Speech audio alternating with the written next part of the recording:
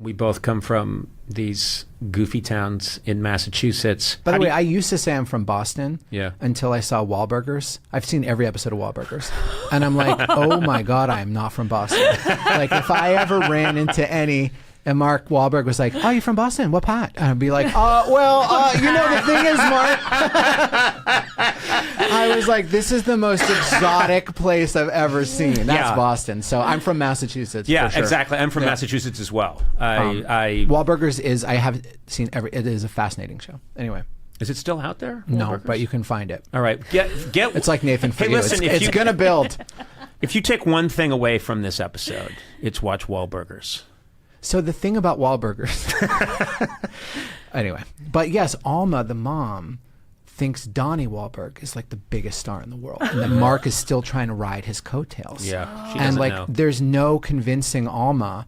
Like, and Mark has this huge chip on his shoulder. He's so competitive. He's the youngest of, I think, 9 or 11. And he's always trying to best his brother. Still on the show, he sets up these whole episodes to show how he can kick his brother's ass in golf. And it's like, you're Mark Wahlberg. But he won't stop. Like, the show doesn't know what it's really about. They think it's about a restaurant. But it's about these unbelievable family dynamics and what powers a phenomenon like Mark Wahlberg.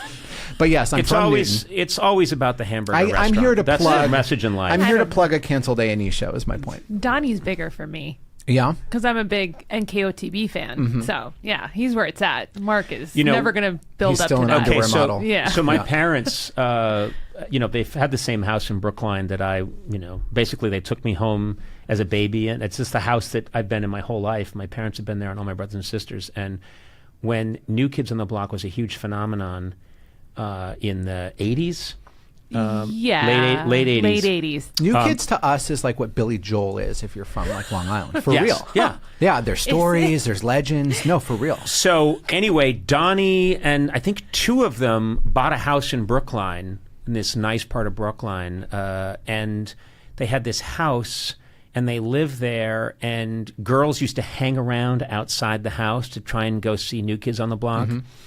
And when I got my late night show, 93, there's still a big deal. Yeah. And a year or 2 goes by, or 3, and I was always kind of wondering, they've got people hanging around outside their house. Yeah.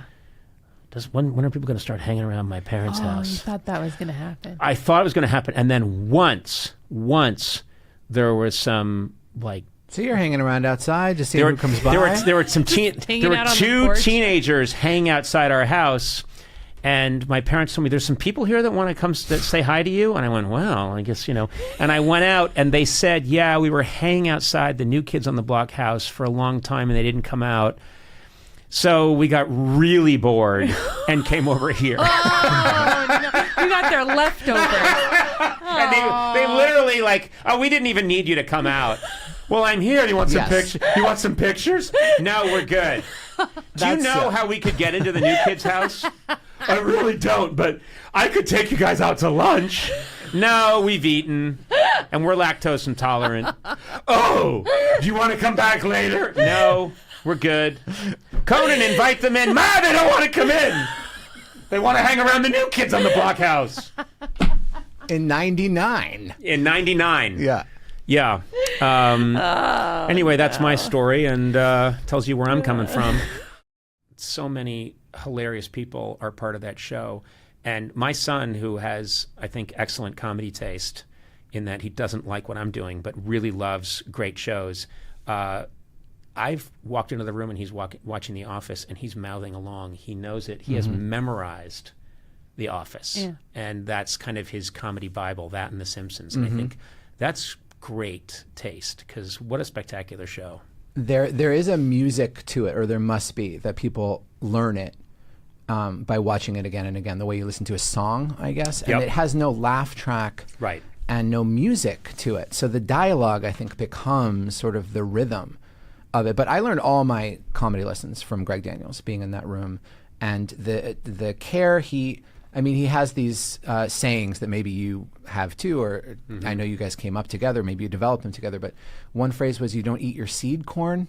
Maybe he said that from The Simpsons. Like, you can make a joke in which it's like a farming term, that you don't sell out a character for a great joke in the moment, because you're going to need that that character later. The attention to the people, to the realism. He also, in terms of it being evergreen, one time someone mentioned a year, and he said, and the show was not popular at this point, and he said, let's try to never mention the year, so that it doesn't jar people if they're ever watching it in syndication, or we didn't even know about Netflix then, you know. So he just, I learned everything from him. Yeah, I think there's proof that there's that old saying, God is in the details. That and there's a philosophy that if you, I first saw it with SCTV when I was a young lad. My brothers and I would watch SCTV, and that's where I saw, you know, John Candy and Catherine O'Hara and Martin Short and Eugene Levy, all these people. And they put so much thought into the comedy, and they would put little Easter eggs in there. And if you were paying attention, you were rewarded for paying attention. And I think doing that does not guarantee that your show will be successful. Well, it's all the braver to do that, because you feel so embarrassed if your show doesn't succeed. Right. And you put so much into these details. Yeah. And everyone's always telling you focus on the big picture. And you know, if you love what you do, you love focusing on those little things. Also, I think if a show makes it or doesn't make it is so random. Great, brilliant shows have been canceled all the time. And if they survive, it's almost just sometimes an evolutionary fluke. And so I think it's good to put all that work, but I think there's into it. But there are people out there that think that all great shows make it, and they don't. Well, so many of them get strangled in the crib. Can I actually push back somewhat on that? Because part of the reason I wanted to work in television when I was like a teenager was I realized the most popular shows right now in the 90s, the most popular shows are The Simpsons and Seinfeld. And these are the smartest shows I have ever seen. Right. And they're number one in America. And it wasn't true for movies. It wasn't true for music. Right, that's true. The obvious best things were more niche in other fields. They survived, but they were niche. And I thought, that's where I want to work, where you can actually make the best thing, and it might be the most popular thing. So I see that a lot. I think it did change. I do think because it changed after that. I came up in the 70s and 80s, but you know, I watched Three's Company the other day, and there's quality in even, you're glaring at me. There's quality. Maybe I watched a really good one, but I wasn't glaring at you. This is me aroused. But there are things. I'm very exhilarated by this. When you had to have a hard joke and hit your marks comedically. Yeah. It kept people very honest. And on The Office, there had been, now I brought it back to me again, there had been so few or almost no, or maybe no successful single cam shows without a laugh track. Right. And we were terrified that we would become, and we watched, you know, single cam shows that we didn't think were great, and analyzed, like, we're not laughing out loud. We need to be as hard joke as you are with a laugh track, or like you had with a live audience. Right. And those shows that had a live audience, they had to get the laugh. Now, they also faked the laugh. There was a lot of junk, but there's more to that stuff than I used to think, because I hadn't seen that stuff. I think, I think you are right that shows, I guess when I grew up, I saw a lot of brilliant shows that I really loved would never last that long. Like what? And, well, I loved The Night Stalker with Darren McGavin. I thought it wasn't a comedy show, but it had comedic elements to it, but it was just a brilliant show, and I think it lasted a season. Marty Feldman had a summer replacement show that I loved that was just around for the summer. There were things that would come along that were great, and then, you know, The Love Boat and Chips. Right, okay. And I've gotten into this. Bill Burr loves Chips, and we've had it out because I maintain that Chips is a war crime, and and he absolutely adores it, and we've gotten into it, and I think I proved him wrong. Bill, if you're out there, you know you're wrong. But he's out there. They were solving jewel heists on the highway while on motorcycles. But that's not the point. There was just way too much disco music. That's another thing that bothered me. Stop before you go on for a very long time. Okay. Anyway, there were a lot of bad shows that were the number one show when I was growing up. And, you know, Mr. Show meant, in sketch comedy, Mr. Show changed my life. Yep. And that was a small show. Nathan For You is my favorite show the past few years. Now that has been building a cult audience, as Mr. Show has too. Yes. Those shows, I think, we live in an era now where if you put the work in and the quality's there, people will find it. It used to be a show, when it was gone, it was gone. There was not even, for a long time, you couldn't even get a cassette of it or a DVD. Now we have cassettes. Now we have cassettes and DVDs. And that's proof that I know what's happening today. Proof. You're so with it. Thank you. I got to get out of here. I got to do some blow. What? And some lewds, don't forget. And some lewds. No, I know I see what you're saying. I understand what you're saying, but I do think that, Nathan for you is absolute perfection. And I do think that that's something that eventually everyone's going to find. Yeah. It's got to knock around for a while, yeah, but it sometimes you got to knock around for a while. But I do think that TV, more than other art forms, TV comedy more than other art forms, does reward quality. Not universally, you can't count on it, and you're not always given the chance to find it. The Office was almost canceled a lot.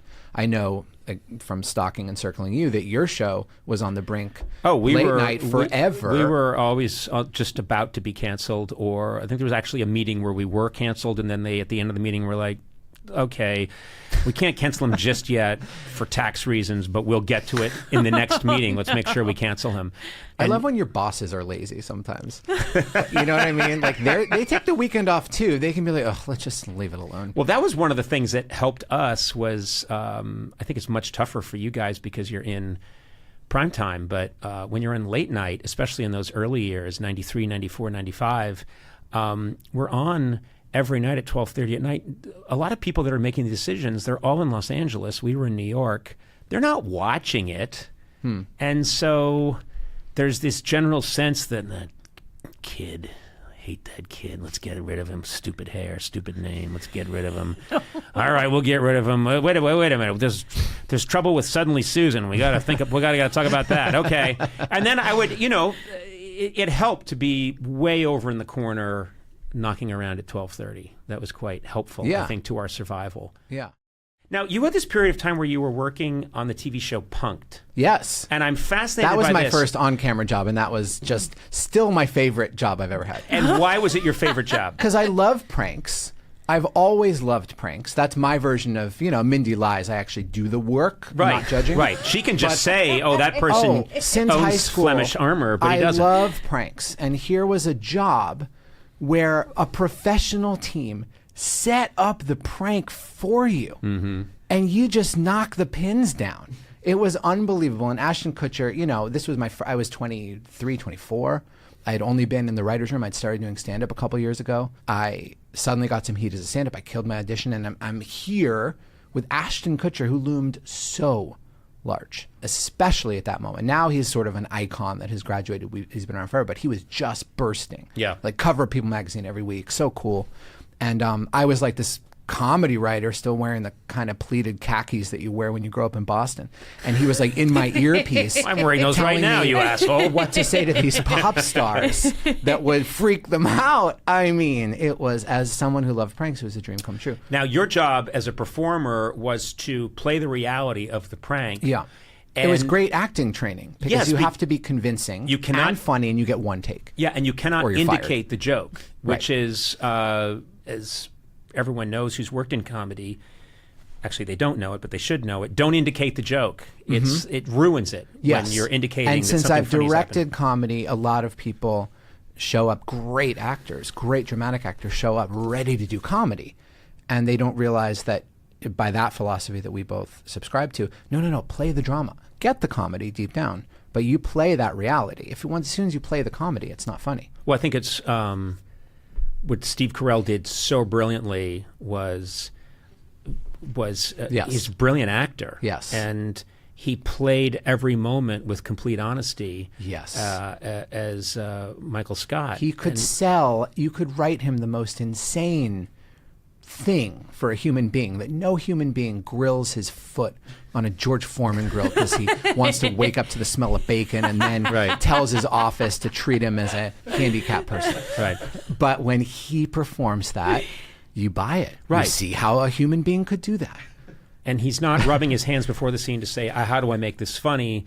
I think he is deep down. I think he has a writer brain that's coming up with the funny things to say, but then his actor heart is playing the drama of this human being in this terrible situation in that character's mind.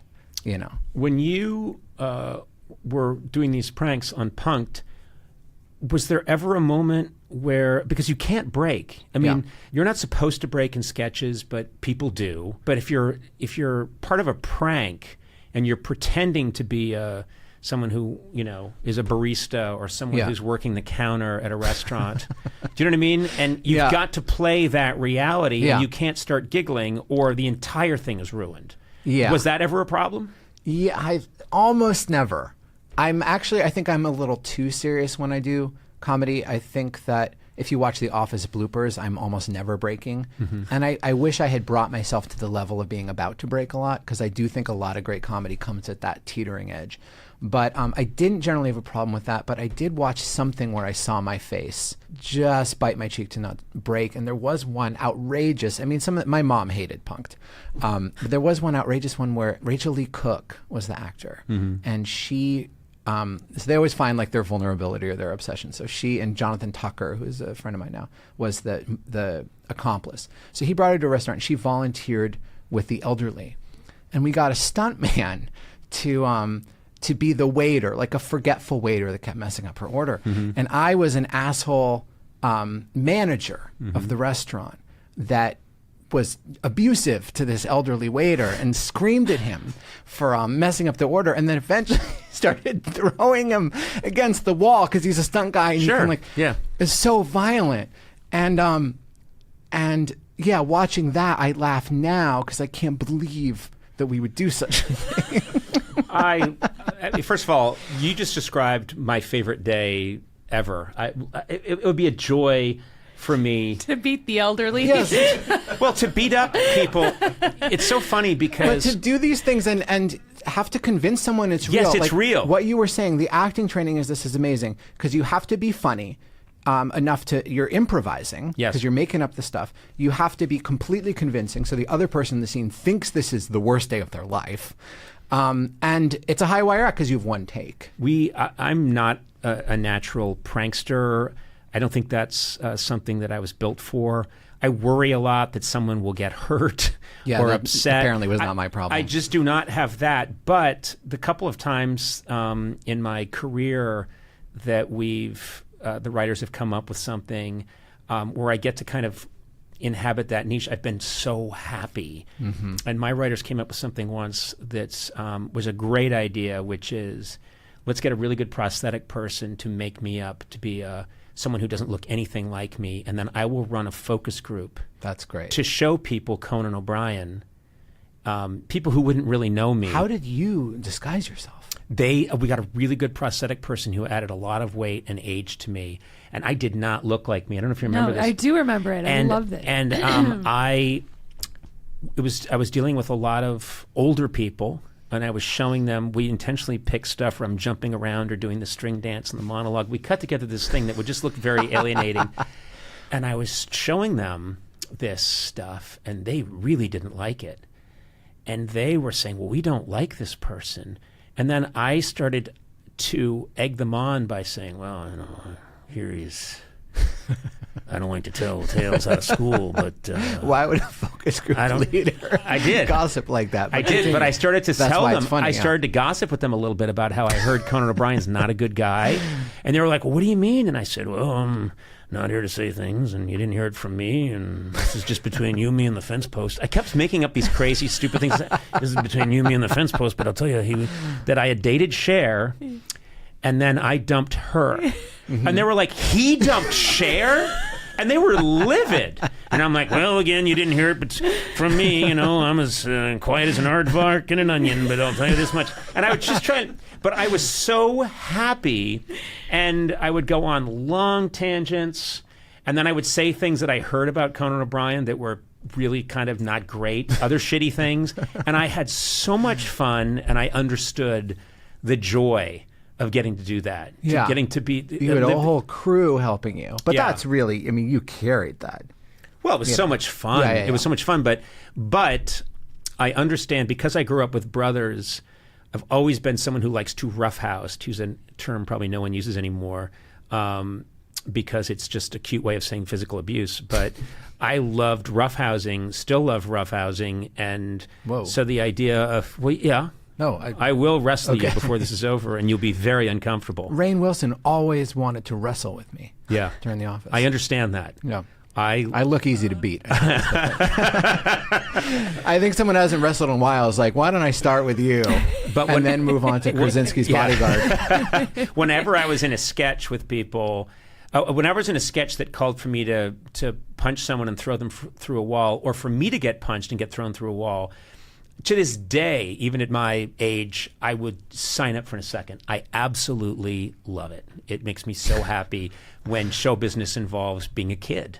Basically, yes. I think that's what it is. And when someone like builds a fake wall, I mean, it's so great when a crew goes to such serious effort for you to do something so ridiculous. I heard you were working on a documentary about your parents. I grew up watching your parents, the great Ann Mira, Jerry Stiller, and I remember they were kind of ubiquitous when I was a kid. I thought they were really funny. I'd see them on like Love American Style, or they'd be in ads. Yeah. And I just knew, these are these really funny people, but I didn't know exactly who they were. And then later on, they came on the show in their own right. Of course, your dad was on Seinfeld, very well known that way. And I mean, they were a comedy team, and, they started in the late 50s, early 60s, and we're two young actors who met and fell in love, got married really quickly, and then became starving actors in New York. And after 5 or 6 years, tried to figure out a way that they could make some money. And my dad was the guy who always wanted to be a comedian, grew up during the Depression,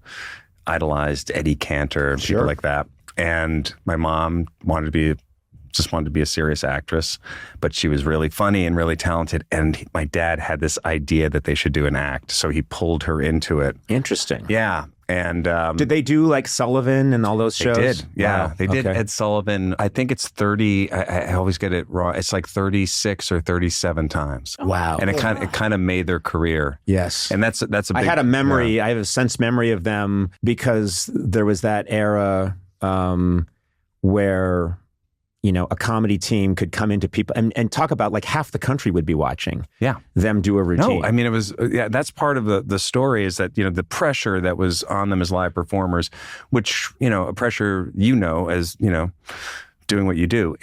But for them, not like every time they went out, they had to get re-invited back by Sullivan, and they had to do well. So, that was, and they had to do like 5, it wasn't like 2 minutes. It was like 6 or 7 minutes, It's hard for people to know now because there's an infinite number of outlets.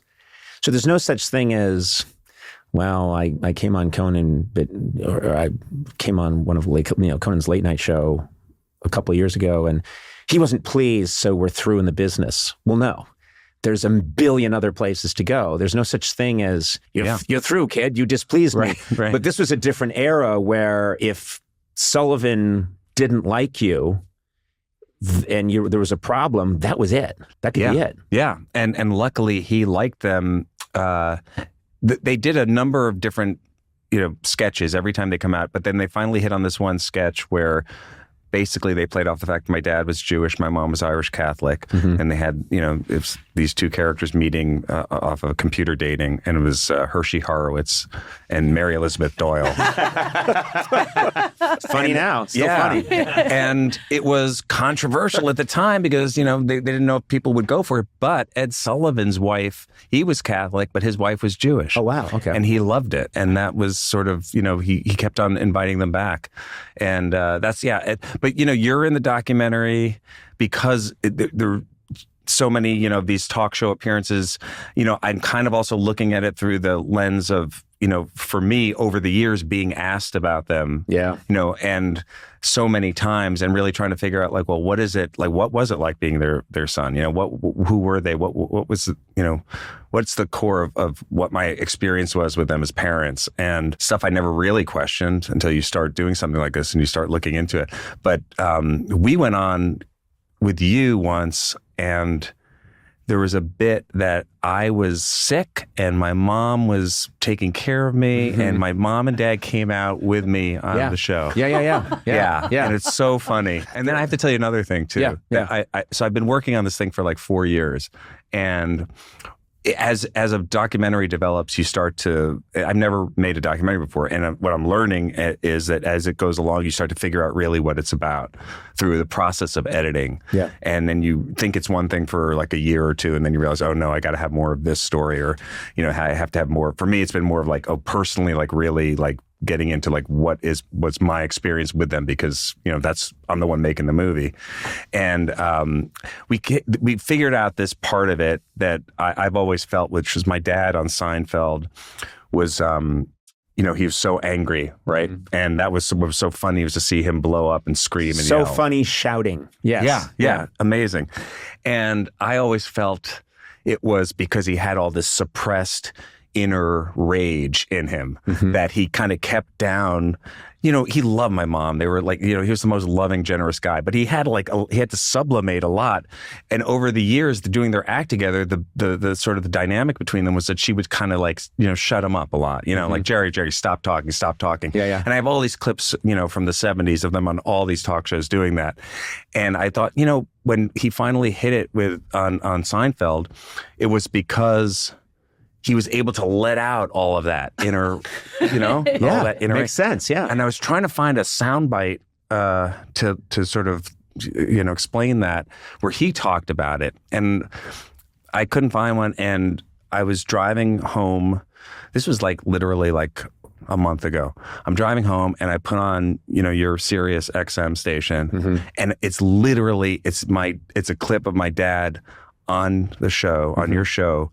And you're asking him about, you know, Costanza and why is he so funny? And my dad said, this was like literally, he says, as I turn it on, he says, it's because I had all this inner rage. Jesus! Yeah. And I literally like pulled the car over and like, you know, texted my editor. And yeah, isn't that insane? That's fantastic. And we pulled the clip out, and it's in the movie along with the other thing. Well, I don't give you permission to use it. That's actually why I'm here. And I'm editing this part out of the podcast. Let's come up with a number, gang. I need Conan. That is. That's honestly, great. That's I felt like it was my dad and the ether or something. Just like this moment was happening. Well, first of all, I love that. I love that, and I do think that it was so nice that your dad got to have that role.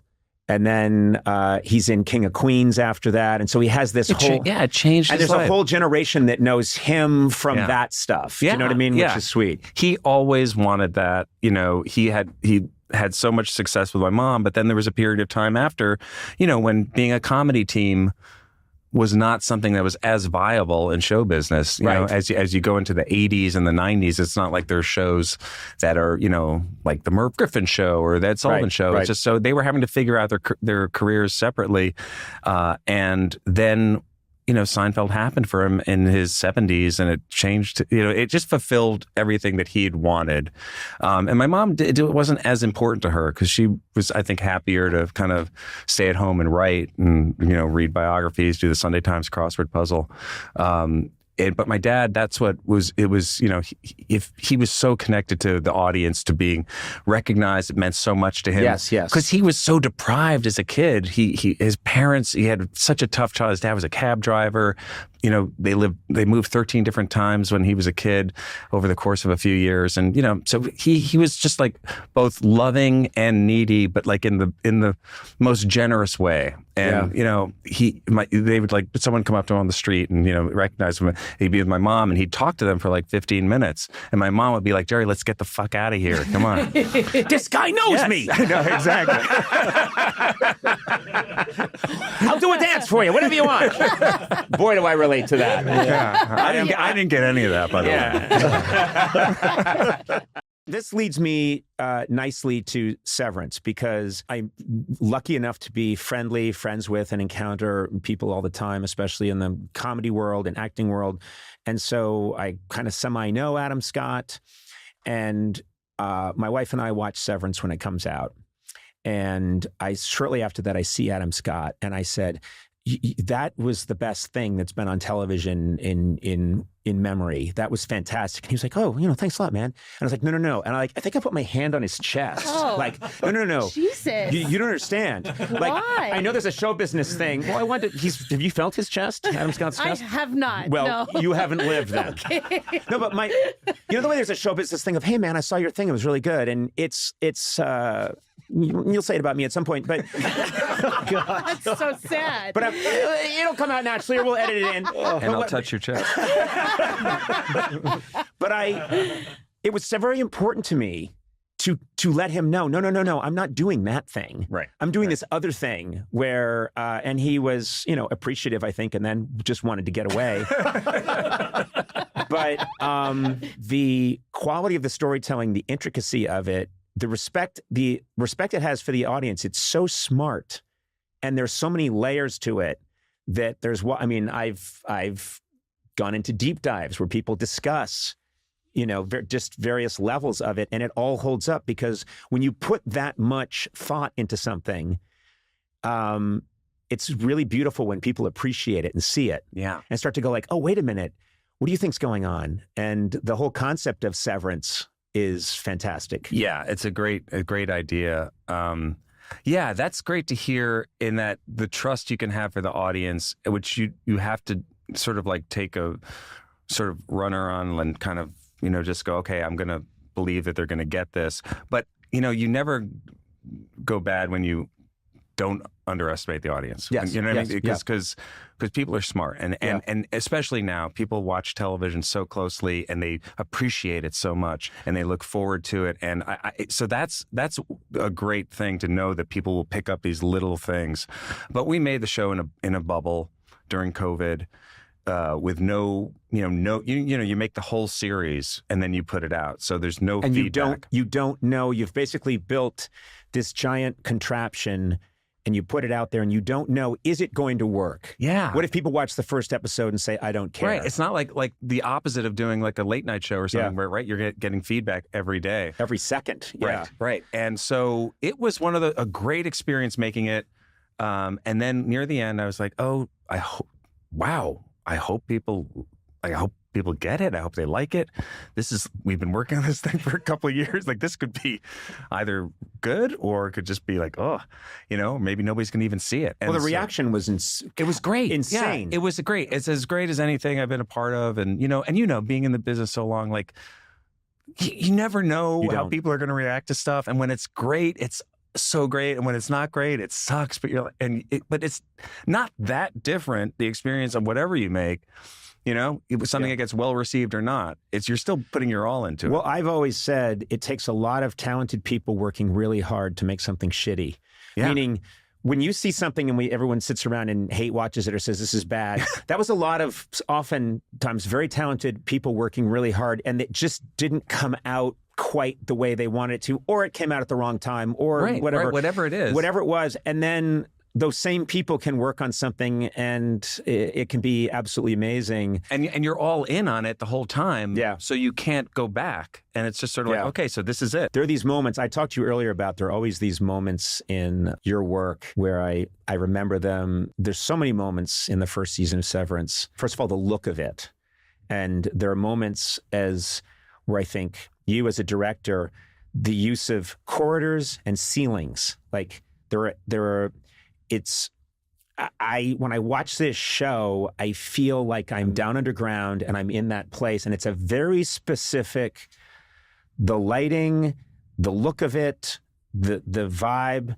You've got these great wide, like flat shots sometimes, and it does feel a little bit like Kubrick or something. It's just like all the references are absolutely incredible and bears rewatching. Like, you can rewatch it over and over and over again. It's really hypnotic. Great. But there's a moment with the actor, he plays Lance. Is it Tremel Tillman? Yeah. There's a moment, I'm not giving anything away, where he goes into a dance. Yeah. In this first season, and it's my favorite moment in television of that year because it's not part of his character, but then he goes into this kind of dance, and the way you shoot it, and I think I've watched it like 20 times. I don't know this gentleman.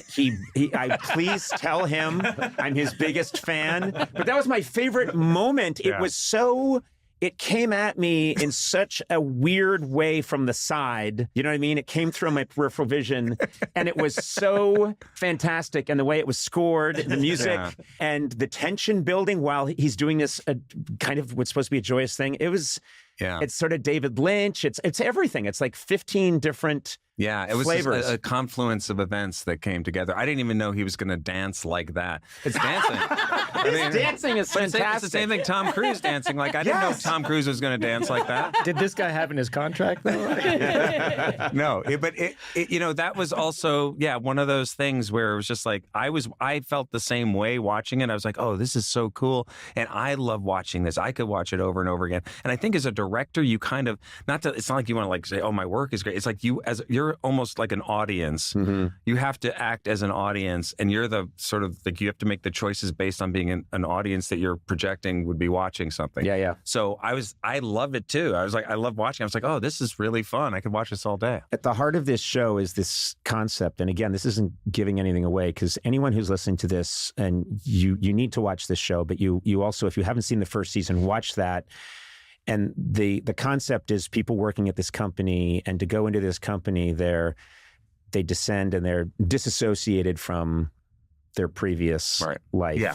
So their work life and the person who's up above ground, they're the same person, but... Yeah, there's just a chip that's inserted into their head, and it gets triggered when they go in the elevator down to work, that they don't remember who they are upstairs. Yeah. And they just know their reality at work. And then when they leave, the chip gets triggered again, and they don't remember what happened to work. And you see there's a subtle thing you do with the lens when Adam Scott's going down the elevator, and... I don't know what it is. I don't technically understand it, but something happens where you can see the focal point kind of change just a little bit, enough to know that they've gone through a transformation. So everyone's severed from what's happening to them in the top of the world. And there are so many analogies to that, which is why would these people choose to do that? And one of the things, and I might be fishing here, but it very much felt to me like, oh, there's so many things it's analogous to, but one of them is... like alcohol or drugs, people that something happened in their life, they want to disassociate from it. And anyone who's had issues with drugs or alcohol knows that there's a reason you're doing that. You want to be somebody else because being who you are and feeling that's too painful. And it's just really, there's like 35 different scholars could talk about all the different things that are brought up in one way or another in Severance. And that's all Dan Erickson, the creator, the writer, it was the first script that he had produced. It was a spec script he had sent around. And Jackie Cohn at our company, Red Hour, read it and thought it was good. And I read it. That's a spec script? That was a spec script, yeah. That's crazy. It's good to know, right? For aspiring writers. And he had this amazing idea and this amazing facility in terms of how, the tone of his writing. But I agree with you. There's that analogy. Just the idea for me also of these people are like coming into work and doing their thing and having their banter and kind of, it's very like kind of, like an office comedy kind of vibe, but they don't know who they are. They don't know why they're there, and they don't know what they're doing. To me, that's like the life analogy. Yeah. Like, that's where we're all here, and we get settled in and we figure out how to get through and do it, but like we don't ultimately know what it's all about. So I thought that was what was always resonated and the work they're doing is so, it's really funny. The work they're doing on their computer screens is hilariously, it is analogous to how a lot of people feel about their jobs. Yeah. I'm here moving these numbers around, kind of widgets. I don't, and it doesn't make sense when I watch it. It doesn't make sense. But when someone does it, they're like, "Good for you, you did it." And I think many Americans watching it would say, "No, that's what it feels like at work." Yeah. My daughter was role playing going to work the other day. I said, "What do you do for work?" And she goes, "I push buttons." Yes. Yeah. Right. She's going to go far, that kid.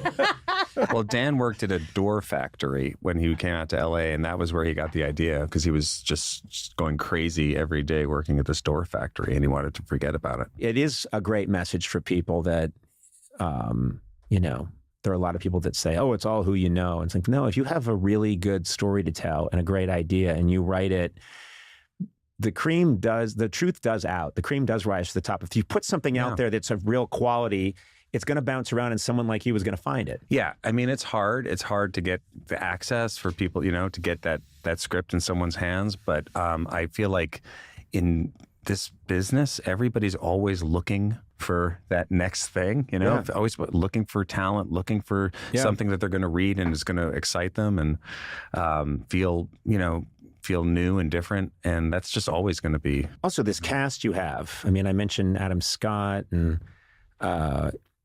Britt Lauer is amazing and incredible in it. But also, you've got John Turturro.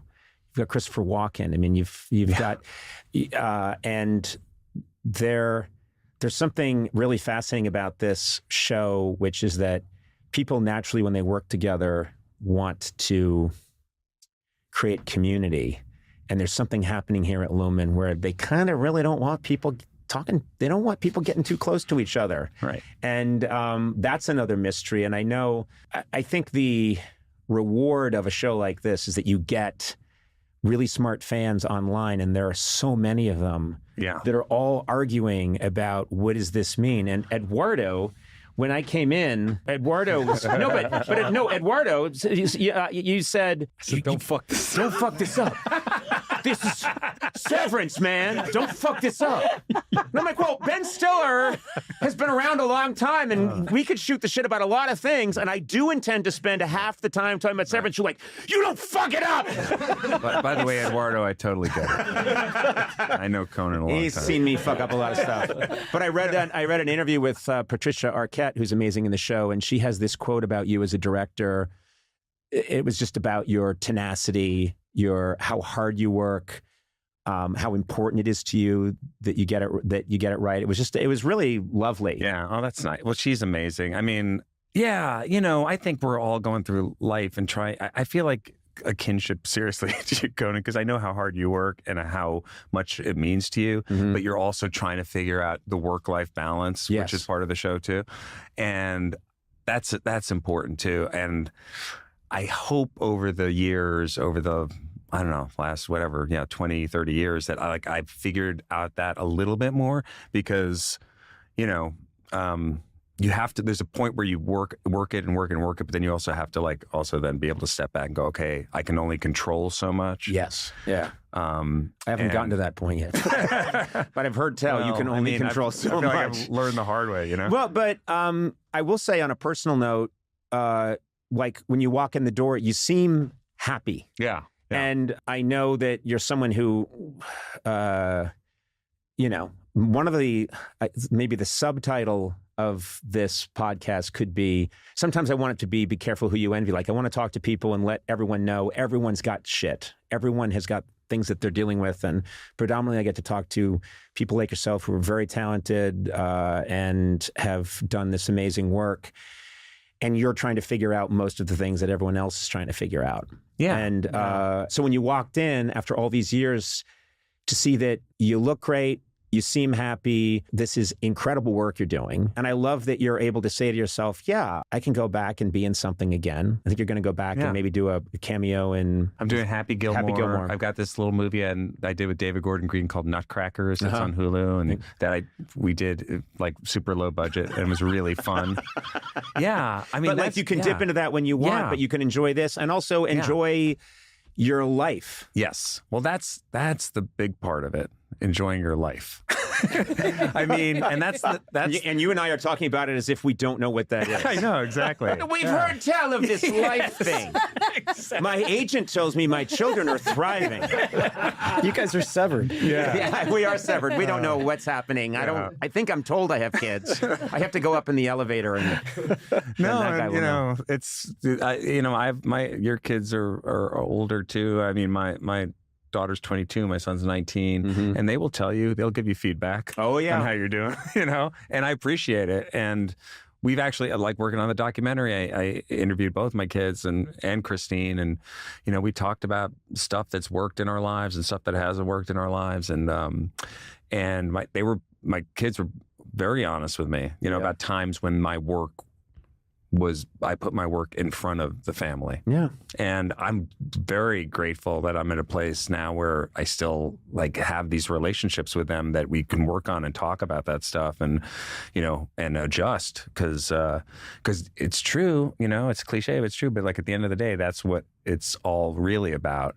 My joy comes from working and being creative, but sharing that with my family. And like, if you like going home and not having anybody to share that with, I've had that because Christine and I were separated for a few years. That's right. And if that's the right thing for people, sometimes that's the right thing. But, for me, being together with her and our family being together, I'm so much more appreciative of it. So I feel really grateful. Well, I am delighted for you. I'm really delighted. I figured it all out. I have no problems.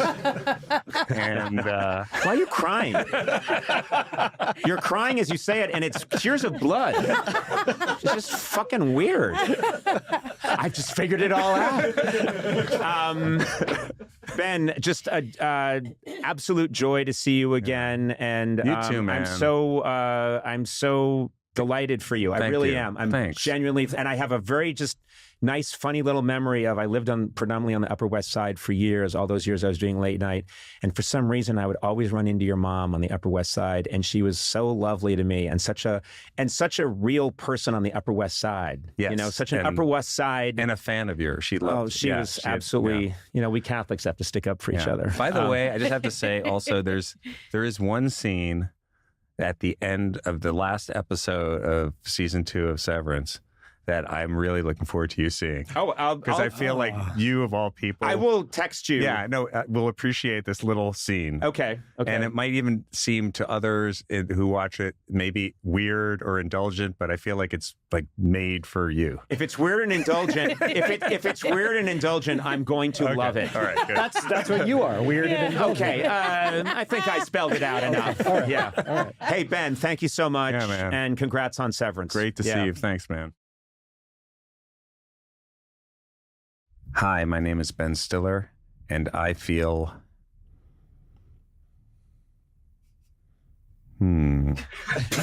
about being Conan O'Brien's friend. Wow! Devastating! I like that. Devastating! Not even a word, a noise. I think the last time I was optimistic or something like that. Yeah, I'm just pulling it out of my head. It was something kind of positive, and this time, a noise? Well, I was trying to be realistic about the last time where I had all these hopes that, and now here we are. Yeah, here we are, and it really hasn't blossomed, the friendship. I mean, it's sort of kind of like treaded water for a while. Yeah. I mean, I feel like it's always there. And there's like a lot of love and there's a lot of, like appreciation of our history, but we haven't moved forward in time together. No. Yeah. Not for lack of my trying. No, I know. I've contacted you many times through your people. Yeah. And I often get just, we'll get back to you. Well, that's why I have people. Yeah. But what's weird, but can I just say something? What's weird? The people sound suspiciously like Ben.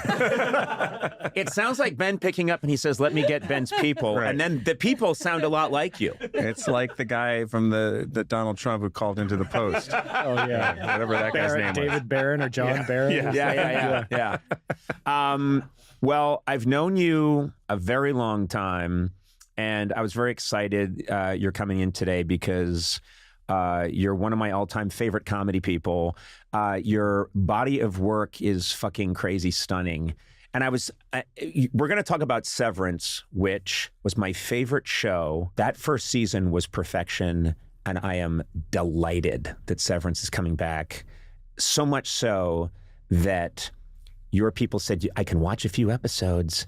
And they said, you can watch a couple of episodes of this new season. We'll make them available to you. And I'm like, no. I'm rewatching season 1 to watch season 2. Okay, good. And I don't want to watch it on a computer. Yes. I don't want to watch it. I want to watch it because I think the direction, which is I know some other people direct, but you direct the majority of these episodes, is absolutely fantastic. The art design, the acting, the whole thing is through the roof. Thanks, it's man. Delightful. Thank you. And Conan, I really appreciate that. Thank you. No, that means a lot because you know how much I respect you. Seriously. Well, I'm joke. I'm Well, now people think it's a joke because you said no joke. I know. I said no joke too quickly or something. I don't know. I think seriously was the first place I went wrong. And then no joke was trying to say that. Yeah. No, we're gonna talk about it because anyone who's listening to this right now, if you're not watching Severance, if you didn't see season 1, go and watch it. It is it's just, I think, flawless. And there's so many images in it, moments in it, and it's got me thinking about so many things.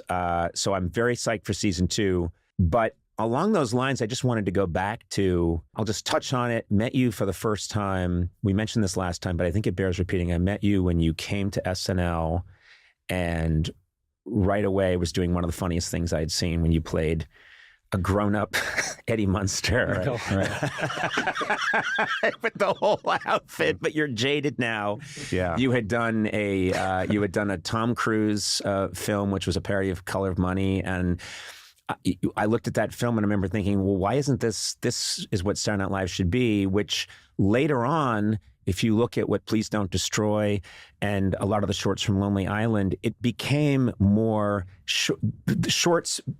These short films, which are just, became more and more of the DNA of the show. Yeah. Which remembered when you first came along, remembered the first thing I saw you do was that short that you had made, I think yourself, self-funded or something. Yeah, I made it on my own. Is it before Ben Stiller's show? Yeah, no, this was before anything. I was in a play called The House of Blue Leaves off Broadway, and the play was doing really well, and it moved to Broadway. And John Mahoney was in it, and Stockard Channing, and Chris Walken, and all this amazing cast. And I made this short takeoff with these two guys, Steve Clayman and Ralph Howard, and I kind of put all my money into it that I was making for the show. And we made this short, and then we were like, okay, let's take it somewhere. And this was, it's just a proof of how old I am, and we are, is that... Not me. No, not you. I met you when I was 4 years old. I know. I forgot. I'm 39 years old. But there was nowhere to go. There wasn't anything to upload it to at that point. So it was like a video cassette, and Lovitz had come to the show. He'd seen the show, and and I reached out to him because he came backstage afterwards, and he knew my parents and was very nice. And I reached out. I said, "Hey, I've got this short. Is there any way you could get them to take a look at it?" And he literally met me in the lobby at 30 Rock and took the video cassette upstairs. I remembered watching it. All of us were blown away. Your Tom Cruise impression was fantastic. I couldn't believe that they were putting it on the air because there was nobody from the show in it. Yep. And it was Jim Downey. Yep. Jim Downey, great, who's been on this podcast, amazing head writer. And he just, when he saw something that was great, he knew this has to just be on. I find it so interesting that people can go back and look at that Color of Money parody that you did, and you should look it up and check it out. But to me, it was saying, it occurred to me today, oh, this was the way to go. You were ahead of your time. In my opinion, it's... I don't know. I was just sort of honestly, I've probably talked to you about this before, that, it was for me trying to do what Albert Brooks, who I think was ahead of his time for sure. Very much so, yeah. In terms of what he did, his first movie, Real Life, which was about reality television and making fun of it. And what he had done on the show, and watching that when I was younger and wanting to do that kind of thing. Yeah. So... Well, it's interesting to me that you when I first saw you were doing a spot on Tom Cruise impression, and then you flash forward all these years with Tropic Thunder. Yeah. And Tom Cruise plays this executive in Tropic Thunder, and it is I've talked to Tom Cruise about it. It is one of the funniest cameos.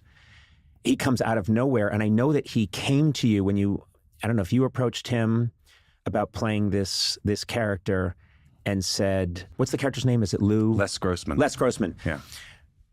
He had two Jewish. Yeah. It's never really stated, but it's kind of implied. Just occurred to me now. That's a Jewish name.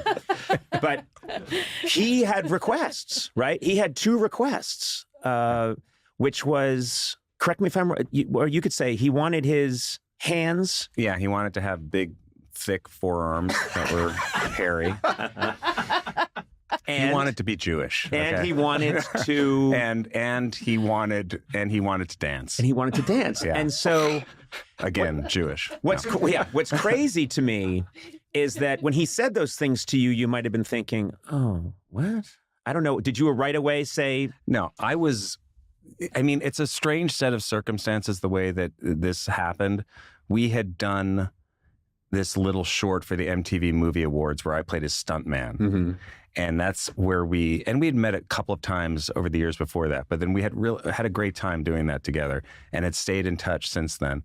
And I had this idea for the movie for a long time. I had been working on it with Justin Theroux, and Eitan Cohen came on later, and we finally had the script, and I had talked to Tom about it. And originally I wanted Tom to play my part. Oh, really? Yeah. But I was too nervous to ask him to do it. Yeah. Because he's Tom Cruise. Sure. Yeah. He has other stuff to do. Yeah. And we were friendly and hanging out. He was so nice and like just the greatest guy. But I didn't want to bother him really with this. And, but I eventually sent him the script and he was like, this is great. I'd love to be a part of this. And I was like, well, maybe you could play... There's like an agent role. He's like, well, no, I've played an agent before. Yeah. Jerry Maguire. Yeah. And he said, but it was his idea, this character. He said, you don't have a studio exec in the movie. Perfect. Yeah. So this was like 3 months or maybe like 2.5 months before we started shooting. And Justin and I were like, well, Tom is... would like to be in the movie. And he had this idea of playing a studio exec. And so we went back and came up with Les Grossman. And it changed the whole plot of the movie, but made it so much better. I want to talk to you about this project, this movie that you're working on, because it's something that you and I have talked about, because we are friends. We have dined together. We've hung out. Our wives have hung out. Just pictures with big chalices and candelabras. Conan. We did. I had a suit of armor brought in and put in the corner. You're talking about this movie that you've made is a subject that's near and dear to your heart. It's about being dads, older dads, right? Old dads, yeah. Old dads. There was something that came about by, not getting my shit together and having kids really late in life. Like I'm 54, my kids are 5 and 2. Mm-hmm. And I didn't realize how much the world had changed. Like my daughter's in kindergarten now, and I was in kindergarten 50 years ago. So just the whole way that they teach, everything, literally, I'd be like, oh, you're on the jungle gym? And she'd be like, it's called the structure. and then I'd be like, oh my God, I said jungle? Am I, was that borderline racist now? What did I just say? And you just start freaking out. And, just sort of it lives sort of in that world, and then also all of this world now of where you go back into somebody's Twitter account 8 years and find a bad tweet, and they're like, this is who this guy is, this guy's an asshole, and it's like, I always looked at it like you had to go back 8 years before this guy was an asshole. That's an amazing Lou Gehrig run of not being an asshole. If you went 7 years, this guy was totally cool, but in 2014, that one random Wednesday, he was really in a mood. Yeah. And it was just weird. Someone who I lean left. I'm not 100% left. It's sort of I just thought that whole era was really fascinating to watch people just trying to just sort of ruin people. I understood the beginning of it when they were going after these monstrous people, but then it just became this these ticky-tack misdemeanors bullshit, and they would just burn them down. It was like a Frankenstein movie. They were all coming up the fucking hill. So it's sort of, subtly lives in that world too. Right. And one of the things that I relate to you on is we both come from, like I say, a similar part of the country. I'm a little bit older than you, but I do relate very much. When you talk about being a dad, you often relate it to when you were contrasted with when we were kids. And that's something that hits home with me because, I had kids later in life. Now they're teenagers. But in the early stages, I remember thinking this does not resemble the childhood that I have in any way. Yeah. Because... First of all, the fact that so much care and attention is spent on each child was something that was... No, I'm not saying that. I love my parents, but it was a different attitude. There were 6 of us, And I remember very clearly at any given time, if you ask my mother or my father, where's Conan? They'd be like, I don't know. He's no one knew exactly where you were. They just sent you outside. Like, that was a lot of it. They just sort of sent you outside, and you went out and you just met other kids your age and came up with stuff to do when you were outside, and then eventually you ran into older kids, and then they just beat the shit out of you. And then this is why. And then you came up like I did a cartoon for Netflix called F is for Family. And one of the first episodes, there's a scene where the young me and his friend are up in a tree, and these guys start throwing rocks at us and shooting fireworks. And that was based on a true story. There wasn't fireworks, but it was just me and a friend of mine were climbing trees. We're just climbing a tree because that's what you did before there was no internet. That was going online, climbing a tree and risking your life. So we climbed up this tree, and these bigger kids came by, and they saw us up there, and they just started throwing rocks at us until their arms got tired. We were up there, like crying, getting hit in the ankles and in the back. And then you just climb down the tree, and then those guys are assholes. But I remember that, and I bring this up because the minute that my daughter could drive or my son could drive, my wife would check, and she could show me on the phone where they were. And I thought, that's just blows my mind. It doesn't. Like J. Edgar Hoover. Yeah. It doesn't feel right to me that we are that accountable all the time. And sometimes I wonder if I'm just jealous of. There's like a care and attention. Oh, I see what you mean. Do you know what I mean? And I wonder, because when I watch your comedy, when I watched you at Red Rocks, and anytime you're talking about your child or your dad, how the house was tense or there was anger, people weren't dealing with things appropriately. I think, I know what you're talking about. It was an era, and I think I sometimes, when I'm seeing my family and my wife's handling everything so beautifully, for some reason, I become enraged. No, I get that. Why? Where was it? What do you mean? You're looking him in the eye and talking to them? What is this? I totally get that. I remember one time being in I forget, grocery store or something like that, and I saw this kid. He started crying about something, and his mother went over and started hugging him and comforting him. And I just felt this urge to go over and trip this little kid. And then another time, I remember the grocery store, because that's where a lot of moms have like the kids and stuff. And this kid was going like, "Hey, Mom, can I have candy?" And she was just like, "No." And then he started crying, and it made me laugh. I was want to be like, "Yeah, get used to that, kid." So you enjoy the unhappiness and pain of a child? I thought I did. But what I realized it had nothing to do with the kid. That was just me with all of my bullshit.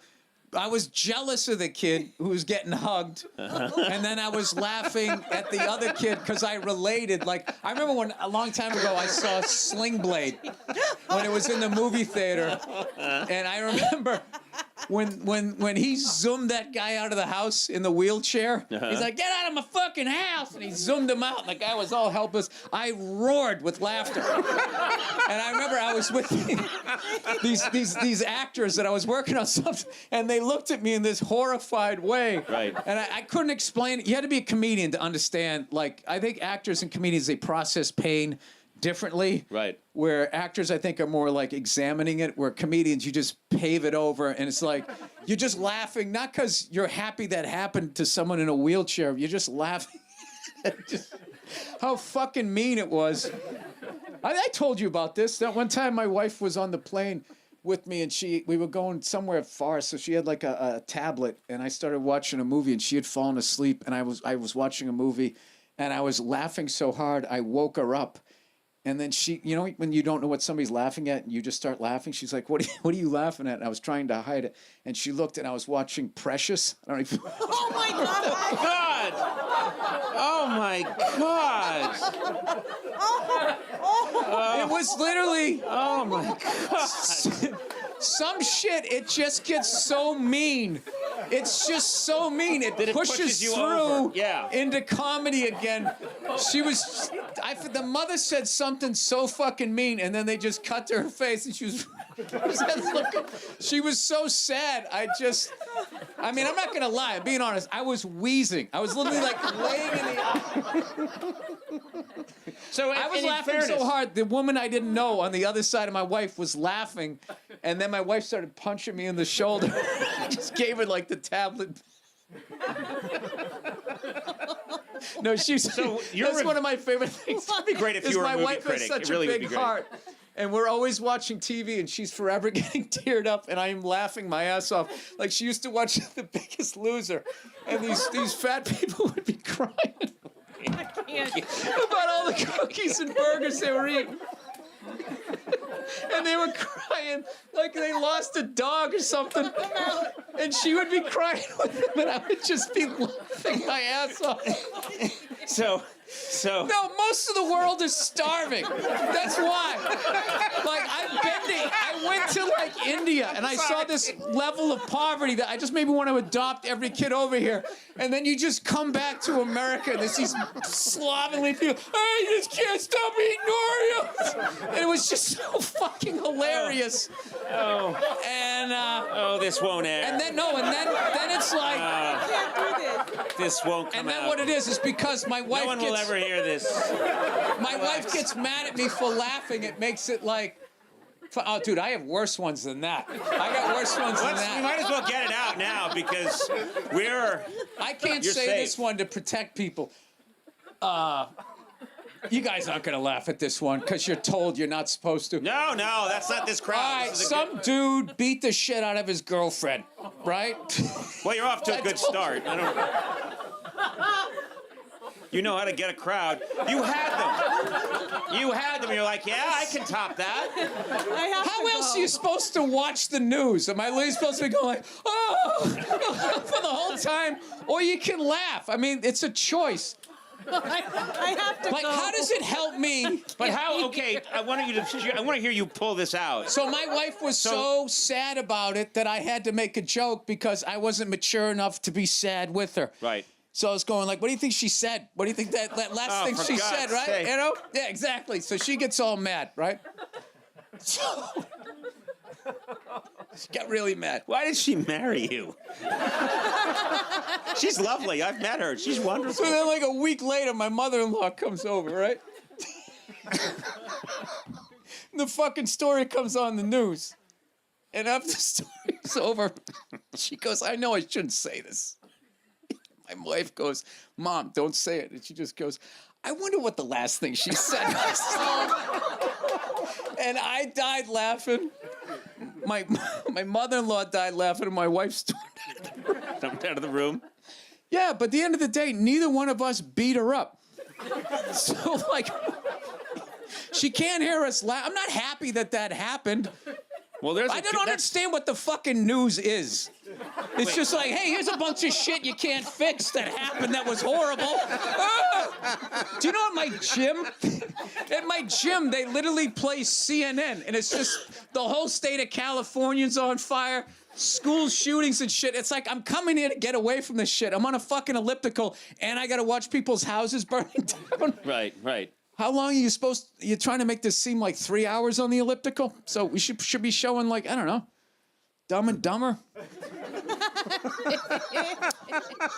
I think this is going good, Conan. I think it's going really well. I think it's going great. I watched your special, Drop Dead Years. Yeah.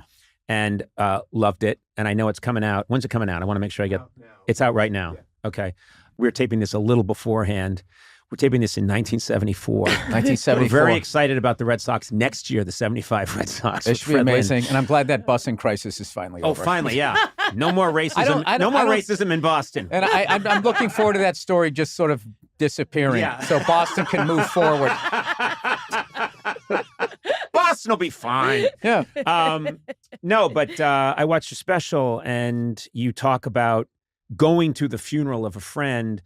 First of all, it's a very, very funny, I feel it's redundant saying Bill Burr had a really funny stand-up special. Why is it so hard for you to say that about me? I just root against you. I root against you. You couldn't even open your eyes. All right, I'm admitting he said something that was mildly amusing. This fucking has achieved some success. Another ginger from Boston. There's only room for one. Just what I needed. But I watched your special, and it was it's fantastic. You talk about losing a friend and going to the funeral, and of course, you have some very funny observations about that. But it opens up. It feels like you're opening up a little more in this special about your personal life and some of your struggles, and it's fantastic. Oh, thank you. I kind of, I was of that belief, as most people that come from the East Coast, that, your anger and shit is like your security blanket. And it's made you who you are. It's why you're funny. It's why you have character. It's all of this stuff. And if you, for some reason, let go of this and actually enjoy life, or maybe take responsibility for your actions and see how your behavior affects other people, for some reason, that's going to be like the undoing of you. Like, there's a lot, I don't know about how you came up, but like in stand-up, there was a lot of stuff out there. Don't get married, don't have kids. Basically, don't find happiness. That is the kryptonite to comedy. And I found that that's not true. And it's really the opposite is once you kind of, get yourself to a new place, you can kind of revisit a lot of shit that you talked about with like a new, like sort of point of view of it. Yeah. I'm listening, but believe me, dude, I've only gone up like one flight of the Empire State Building. That is my messed up personality. So, this is the eternal question. Mm-hmm. And it's one I've thought about in comedy, which is you can be funny or you can be happy. And I really believed in that dichotomy. And I remember years ago living in LA and stating that to getting molested, doing the things you had to do to get a late night talk show. Come on, it's out there now. All right, it's better when you say Conan, it. Say the name.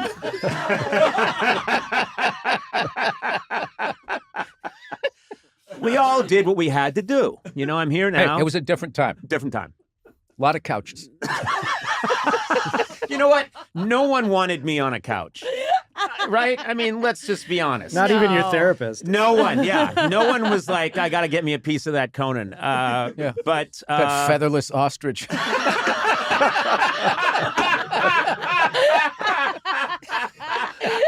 Why? Why do I invite you back? I don't know. It's not right. Oh, my God. I really did believe that was a choice you had to make, and I was okay with being miserable, being miserable, and I thought it made me tough. Yeah, I thought all of that stuff, like and all the movies that you watched, they made you believe in. I remember I watched The Dirty Dozen. And there's that scene where they have to shave in cold water. We ain't shaving and blah, blah, blah. So I was sitting there thinking like, oh, tough guys shave in cold water. And I shaved in cold water for like 7 years as like a fucking dental assistant and stand-up comedian. And like, it was like just something that it was a subconscious thing that it was all of this stuff had happened to me. So you just always thought I can't, you got to get tougher. You got to get tougher. So all of this stuff that's happening to me, I won't feel it. And what I was really doing was I was walling myself off, and it was so funny. And there was a lot of information out there about people like being walled off and all of that. And I would just watch them fascinated, like, how the fuck do you not know what you're feeling? Not even realizing that I was the exact same way. And it's mushrooms. Mushrooms turned me around. I had one mushroom trip, and it sort of woke me up. See, I've had people tell me I should do that. I've never done that, and I also have a long way to go. I'll admit that. I think I've made progress. You can be honest. I really do think you have. And I think mushrooms might be good for you. You've always thought pot would be good for me. I did. Yes, I do. Pot's a depressant. That pot is like, I don't know. And weed isn't weed anymore. Oh, I mean, that shit where like, these people came over for fucking Thanksgiving, right? Why can't it just be Thanksgiving? Because you know something? It's how I grew up talking. Okay. I'm just saying. I don't mean it in a bad way. I went to my fucking kid's christening. Yeah, I know. Sorry. So I had some friends over for what is arguably, I feel, the best holiday. Uh-huh. This is what I really feel, but I said fucking Thanksgiving, but I really love Thanksgiving. Uh-huh. Because, it's a nice hang, and you don't have to buy anything. And they Christmas. I can't stop looking at that like camera. A fucking turkey? I don't know why. Who doesn't like some fucking giblets and gravy? As he sips his dainty little coffee. Iced coffee. I had to get rid of the straw. I'm not evolved enough as a man that I can drink out of a straw and still feel all right about myself. I just think of it as an aluminum dick. Just doing my part to show that I'm an ally. Aluminum Can't dick. wait to take another sip. Oh my God. Oh, come on, This Sona. episode is called Conan Swallows. Anyway, what was I talking about? So I had some people over for Thanksgiving, and this guy he has a joint, right? So I'll take a couple of hits, whatever. I go, what is this? And he told me, he goes, it's a nice afternoon sativa, right? So didn't that sound like the wind was just blowing through my non-existent hair? So I go, all right. So I took 3 of the hits off of that thing, and I just wasn't at Thanksgiving anymore. I mean, I was like there. I was like, people kept talking to me. My wife just kept going, he's useless. He's useless. You got to wait a couple of hours.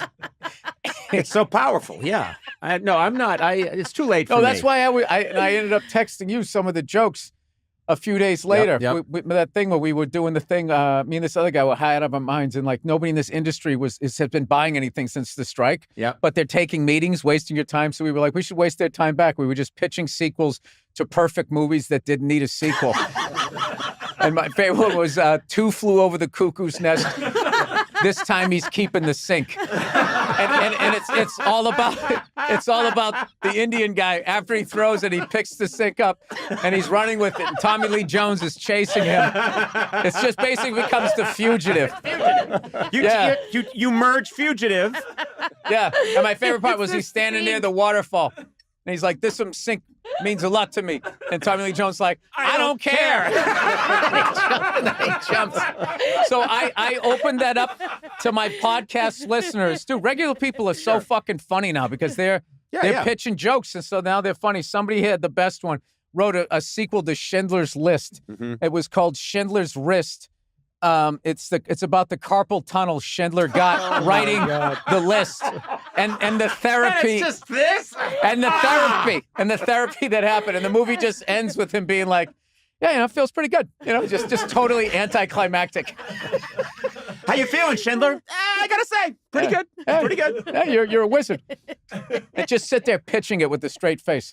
You did this special in Seattle. Mm-hmm. It's funny because I almost sensed you love to go to a place where you feel like you're not just going to, you could go to certain places where you're just going to get, where you know what their attitude is and you know you're going to get unconditional love. There's obviously you have a lot of fans in Seattle, but you go there, I think, because you want to challenge some of what Seattle may stand for right now in some ways. Is that possible?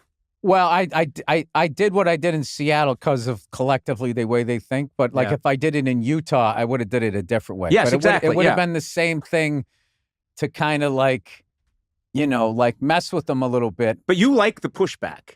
You enjoy it. Well, yeah, because the thing I don't want to. It's the cold shave for you. There's part of you that wants to go someplace, and you did this for years on my show, which was why I always loved you. But you would have the take that wasn't the comfortable take that everyone would applaud at. You would always want to put yourself in a situation where you push people away.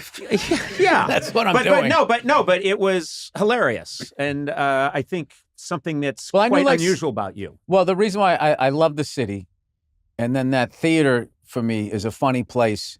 Because everyone talks about Nirvana, that they were the ones that knocked off the metal bands off the top 10 on MTV. And it was really, I felt, when Pearl Jam put out that video and Eddie Vedder climbed up at the Moore Theater and dropped down into the crowd. And it was like, okay, so that Nirvana thing wasn't a fluke. There's more of these bands. And it was like the first time that I felt old. I was about 23. Yeah. There was no more exciting birthdays. I had 16, you get your license, 18, you're an adult, 21, you can drink, 22, you graduate college. This was the first kind of now I just go, all right, bye, good luck with your life. We're watching these people. And it was just funny to me to go back to that place where that happened, because it took me forever to like that band. And now I like them, but it took me forever because I was just like, fuck those guys. You know? Wait, for Pearl Jam? Yeah. What was your beef with Pearl Jam? They knocked Warrant off. It was so stupid. Because you liked Warrant? It wasn't that. It wasn't what they represented was I wasn't young anymore. Oh, I see. It was the end. It was the end. Listen, I knew when all of those W bands were coming in that like this is like the end of this shit. Bands. But there was also still some like I'll tell you this. What's their face? Oh my God, I'm flaking on the name here. When they did Monkey Business, Sebastian Bach. Skid Row. Skid Row. Yeah. Dude, them live on SNL doing Monkey Business or whatever. Dude, I'll put that up against anybody. Sebastian Bach and the whole band sounded fucking unreal. But the whole industry at that point was already moving on to grunge, and it's a killer album. So there was still, you know, any genre there's gonna be like awful versions of that. But like that was just my first experience of like, oh wow, this is like over. You know? So that's kind of why I picked that theater to do it, because it was funny to me like to come back to this place that and then, you know, Drop Dead uses this whole mortality thing that I was thinking. Yeah, you say there's these ages when men, not women, men just drop dead. And you say it's 49 to 61. Yeah, and anything after that, you're just looking at a prolonged illness. But you say that's the age, that's this window. And he said it doesn't happen. It's really funny. I don't want to blow your special. I want people to watch it. These are the years I'm in, so I've got to make sure I go to the hot doctor. And I got to make sure I watch what I eat, dude. And then, you know, then you can make it to that next level where, you know, you're that old guy at the golf club talking about how they just took your gallbladder out and, you know, just talking about what ails you. I can never be that guy. I've tried so many times to get into golf. I just cannot fucking I don't do it. I tried it once and I thought it's going to take so much work for me to be very bad.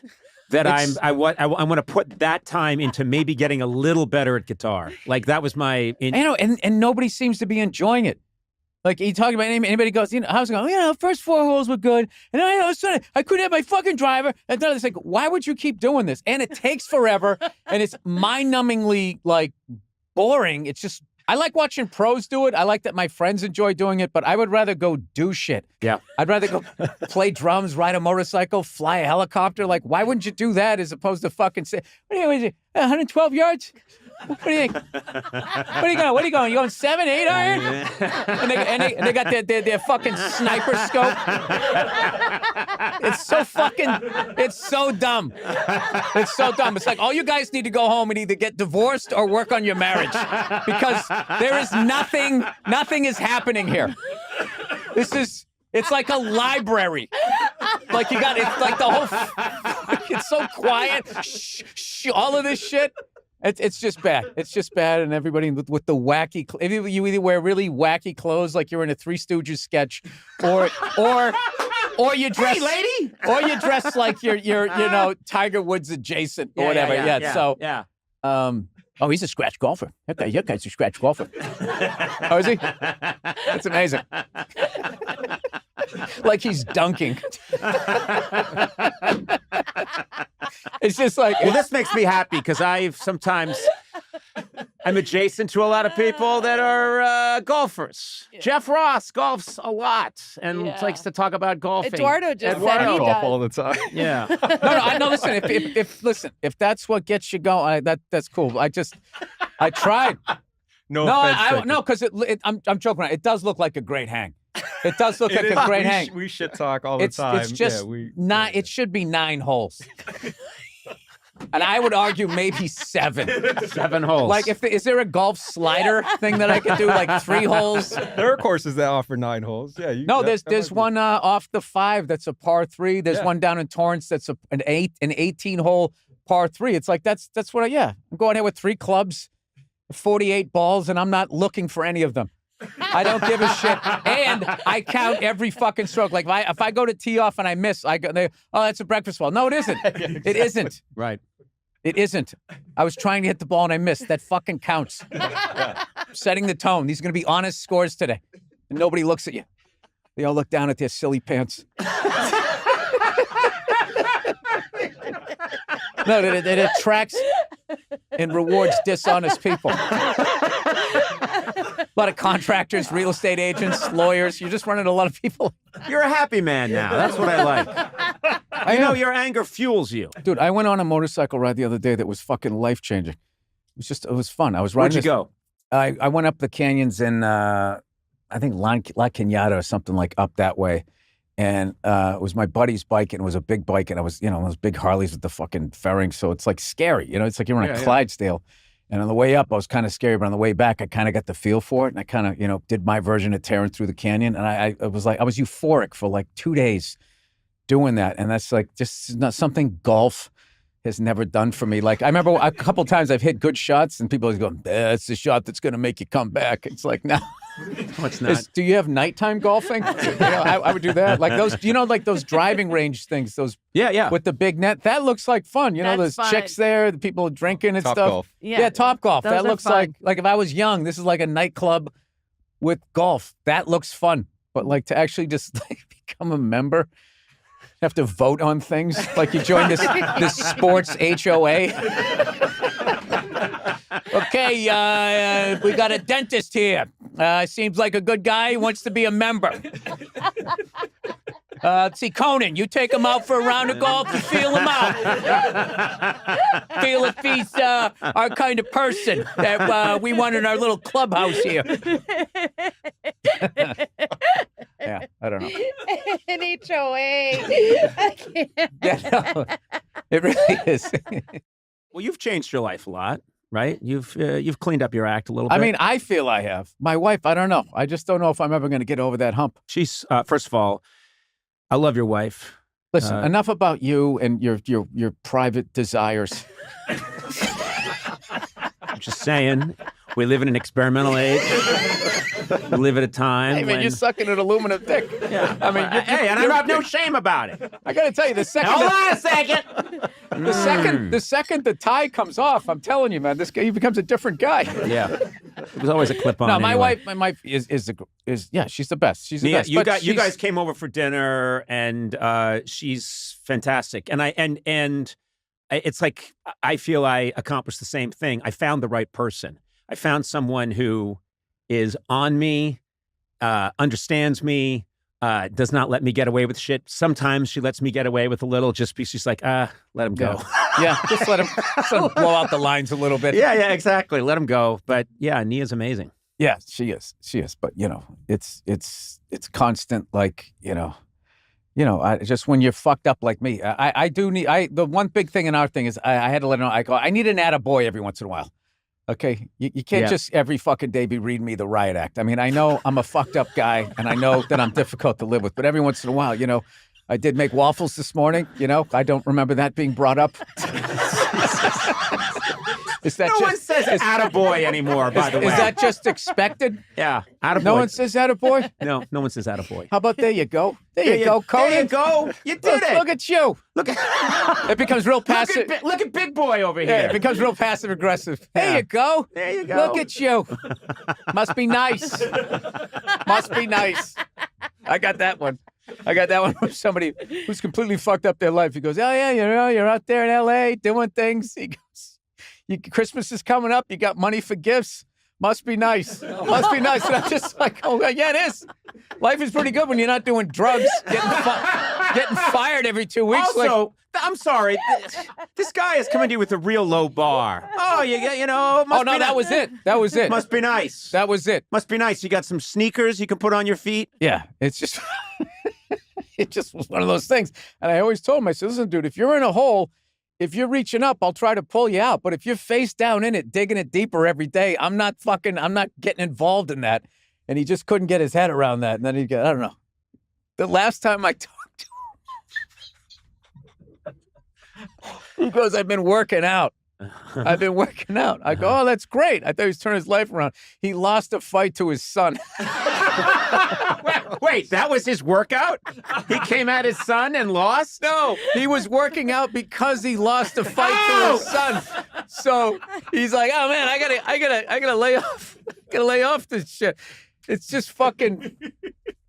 No, but that's one of the things That's too. the craziest motivation for I got to hit the gym. I know. Yeah. I'm signing up. Hey, well, what made you come in? Well, I'm fighting my my 17-year-old son, and he got the better of me. So that was my wake-up call that I need to work out so I can beat the shit out of him. Right, and people always say like, why are so many people from Massachusetts funny? And I always go like, because that is the kind of person you run into all the time. And he said that's without a bit of funny.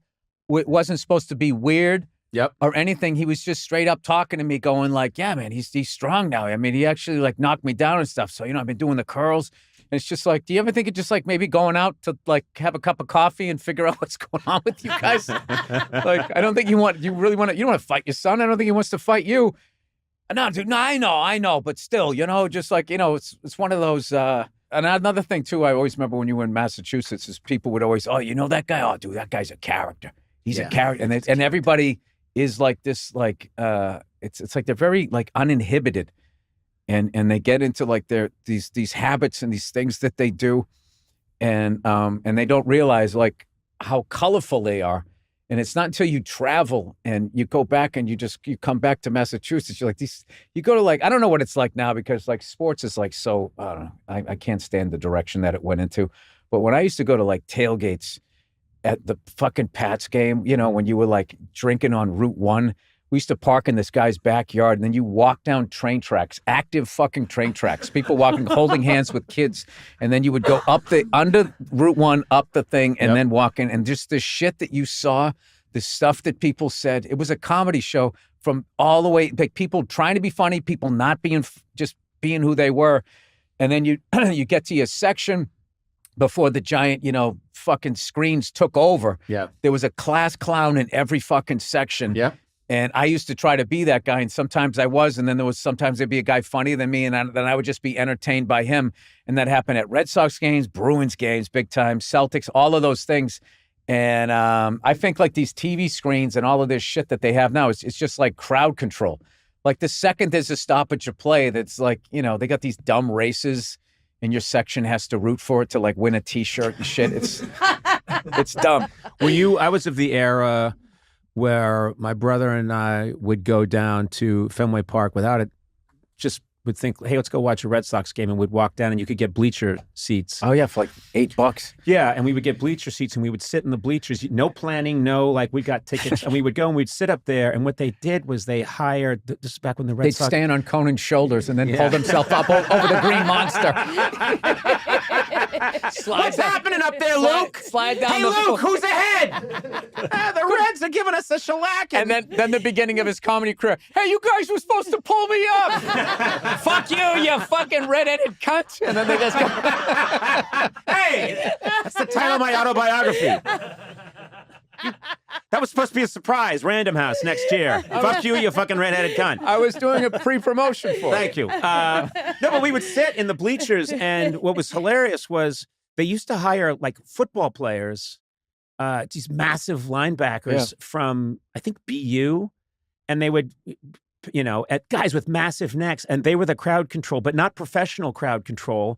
Their job was just if anything got out of line, if they saw some people like having a little too much to drink and maybe getting into it, starting to fight a little bit, these guys with massive necks from BU would go running up and they would wail on people. And that was more, we went to watch that more than we could watch the game. Well, the art of bouncing back then, nobody knew how to de-escalate a situation. It was all just ramping it up. Yes. I still remember I was doing this gig at Nick's Comedy Stop, and downstairs was a nightclub. And I still remember the night these guys, they kicked this dude out.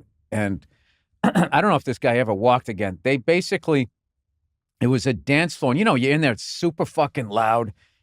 Belle Biv DeVoe era, like that shit was playing, Poison or something. And then you just heard this commotion. And I looked over, and I think it was two bouncers. And they had just grabbed this guy, picked him up, and started running full speed with him. And there's like innocent people there. And the crowd just parted like that. And they had him like 9 feet in the air. And the door jam is like 8. And they were both running like a 440 with this guy. And they, like from the middle of his back to the back of his head, just slammed into this metal thing. And he folded it like a chair. Just... threw him out onto Warrington Street. I remember everyone like, I like that you can't get through this without laughing. Because, dude, it was that's the most Boston part of this. So anyway, his spine is severed. No, but now like there was like no cameras. So it's just like if you ever did that today, forget about there'd be cameras. The owner of the club would be like, dude, I'm gonna have a lawsuit every fucking weekend. You guys are fired. So they just threw that guy. Everybody was like, oh, and everybody just went, oh.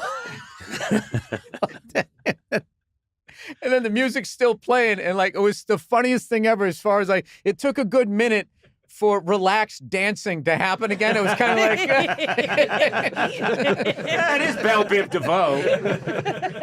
No, it was definitely like the tone had been set. I'll never forget. Like they must have done that more than once because they were working together. They just grabbed the guy. I knew a guy that was a bouncer. He said sometimes we would just walk up to somebody just to start a fight, and we'd just walk up to him and be like, "Hey, man, you got to get out of here." And they didn't do anything. And they would just do it, hoping that they would, because they, a lot of guys were on juice back then. And it was, it wasn't the cream that they have now that also has like a suntan lotion or whatever, a sunscreen in it, whatever these guys have now. That's what I use. It was the horse tranquilizer shit. So they like wanted to get into fights. And I avoided all of that. I avoided all of that shit. Like past a certain age, I just stopped. I was like, these guys are like people getting their fucking ears bit off and stuff. I knew this guy like, like his party trick, he would eat a light bulb. And gums bleeding, smiling at you and shit. It's just like, these guys. It was a better time. These guys are on another level. I'm just gonna stick to the comedy.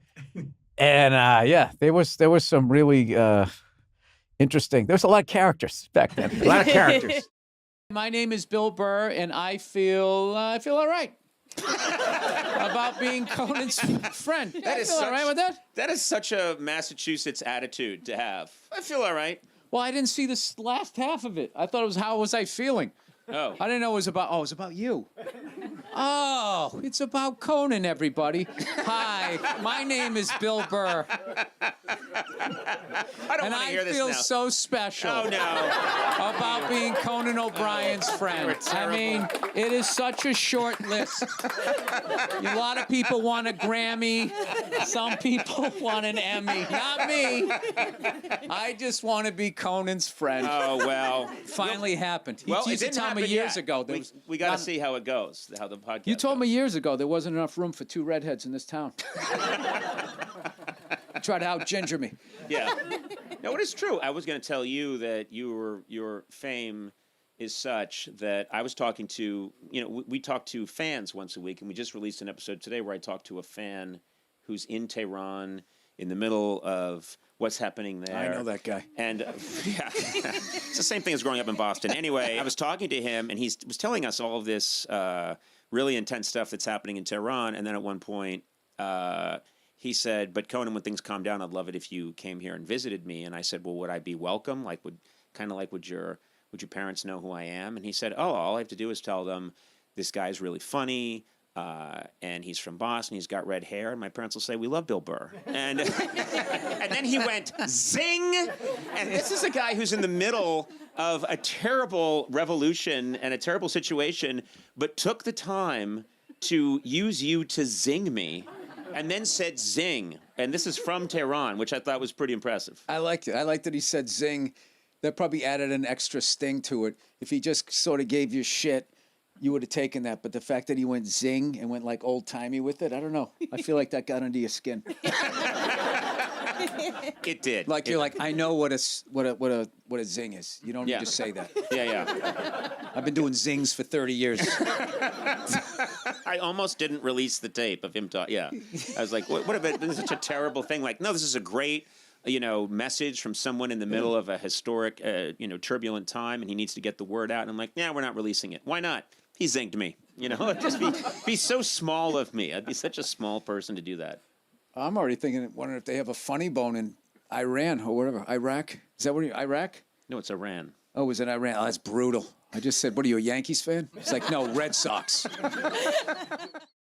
Now, what about when you're doing your sets in a comedy club? Do you have people that get into it with you that say, okay, you've crossed the line, I don't like this, or do they mostly... At this point, people are coming because they like what I do. But like before, I got to a certain point. Yeah, I had a lot of those. I remember some woman, I said something about animals, and I remember she got so mad at me, and she came up, I was selling my DVDs. That's how long ago this was.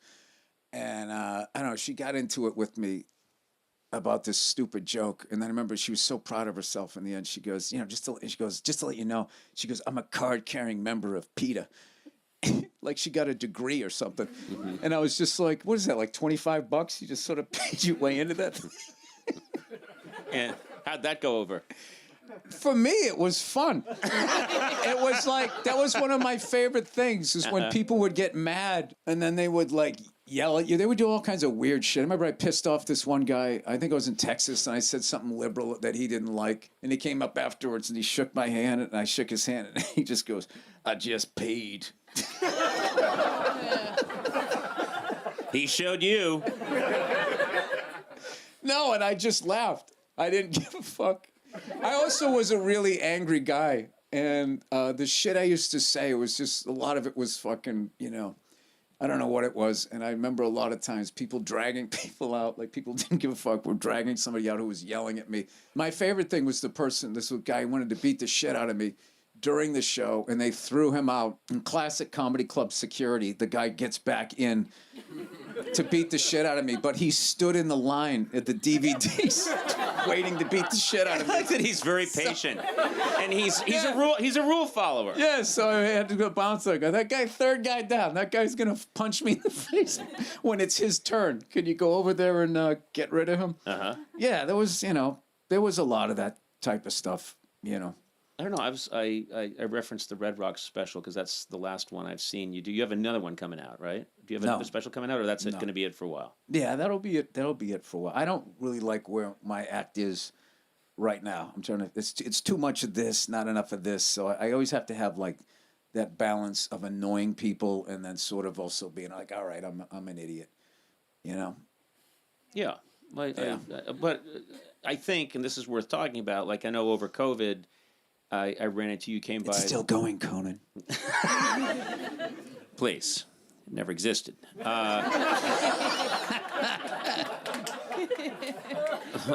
That's my little pet peeve. It's my little pet. Oh, I got the mask on. I got really into vaccines during COVID. I can't stop getting them now. Do they make I just got the shingles one. I got my second one. Do they make you sick? The shingles one, the first time I felt a little weird, and then the second one I had a little bit of a headache the next day. But like to not have like shingles, whatever the fuck those are. I got those once. Oh, I got those years ago when I was first starting out in L.A. I got shingles. How unsightly were you, a ginger with shingles? Yeah, and guess what? I got them on my optic nerve of my eye. No. And so it just half my face, literally half, because the nerves of your face are symmetrical, got swollen, and I was in excruciating pain and couldn't drive anything. Look at you laughing. Because I just pictured you in like a Batman movie, like being that face-off guy. His name's Two-Face, not Face-Off. Two-Face, all right. Two-Face and shingles. They're coming for Gotham. Half my face was completely red, swollen, and I couldn't. This is killing you, my pain. I'm just thinking of your poor wife. You just screaming in agony. No, I wasn't married. I was living alone. This is in L.A. 1987. They had shingles back then. Yeah, I think it started with me. That was new. I was patient zero, and I walked. Would you fuck a monkey or something? Well, that's none of your business. That's how shingles came about. Somebody finger banged the bat, and then went to SeaWorld and got in the goddamn pool. That goddamn Conan O'Brien could have kept his freckled fingers to himself. Let's just say I may or may not have finger fucked a bat. Okay? Hey, what you do on your own time? It was the mid-'80s. It's what shit did. It's what people did. First of all, it's a bat. It's still a mammal. Yeah. Right? So that's still within the Bible. Yeah. That's fair game. Man can fuck with mammal. Yeah. Old Testament. Yeah. There's nothing about a man laying with another bat. In the older New Testament. No, so yeah, I remember walking because I had no one to drive me, and I couldn't. I walked to. Lonely, unfamous Conan. I walked to Cedars-Sinai Hospital with shingles. It's my favorite thing ever. I'm the height I am now, but I'm 6'4", but I weighed about 150 pounds, and half my pumpkin head was swollen and deformed, and I was staggering down the street to Cedars-Sinai, and it hurt so much. Dragging a foot, going, I went to Harvard. Someday they'll put an athletic bottom on a wingtip shoe, and I shall own it. Just chunks of my face falling off. I'm still better than all of you. Oh, that always goes well. Why do you have athletic soles on your wingtips?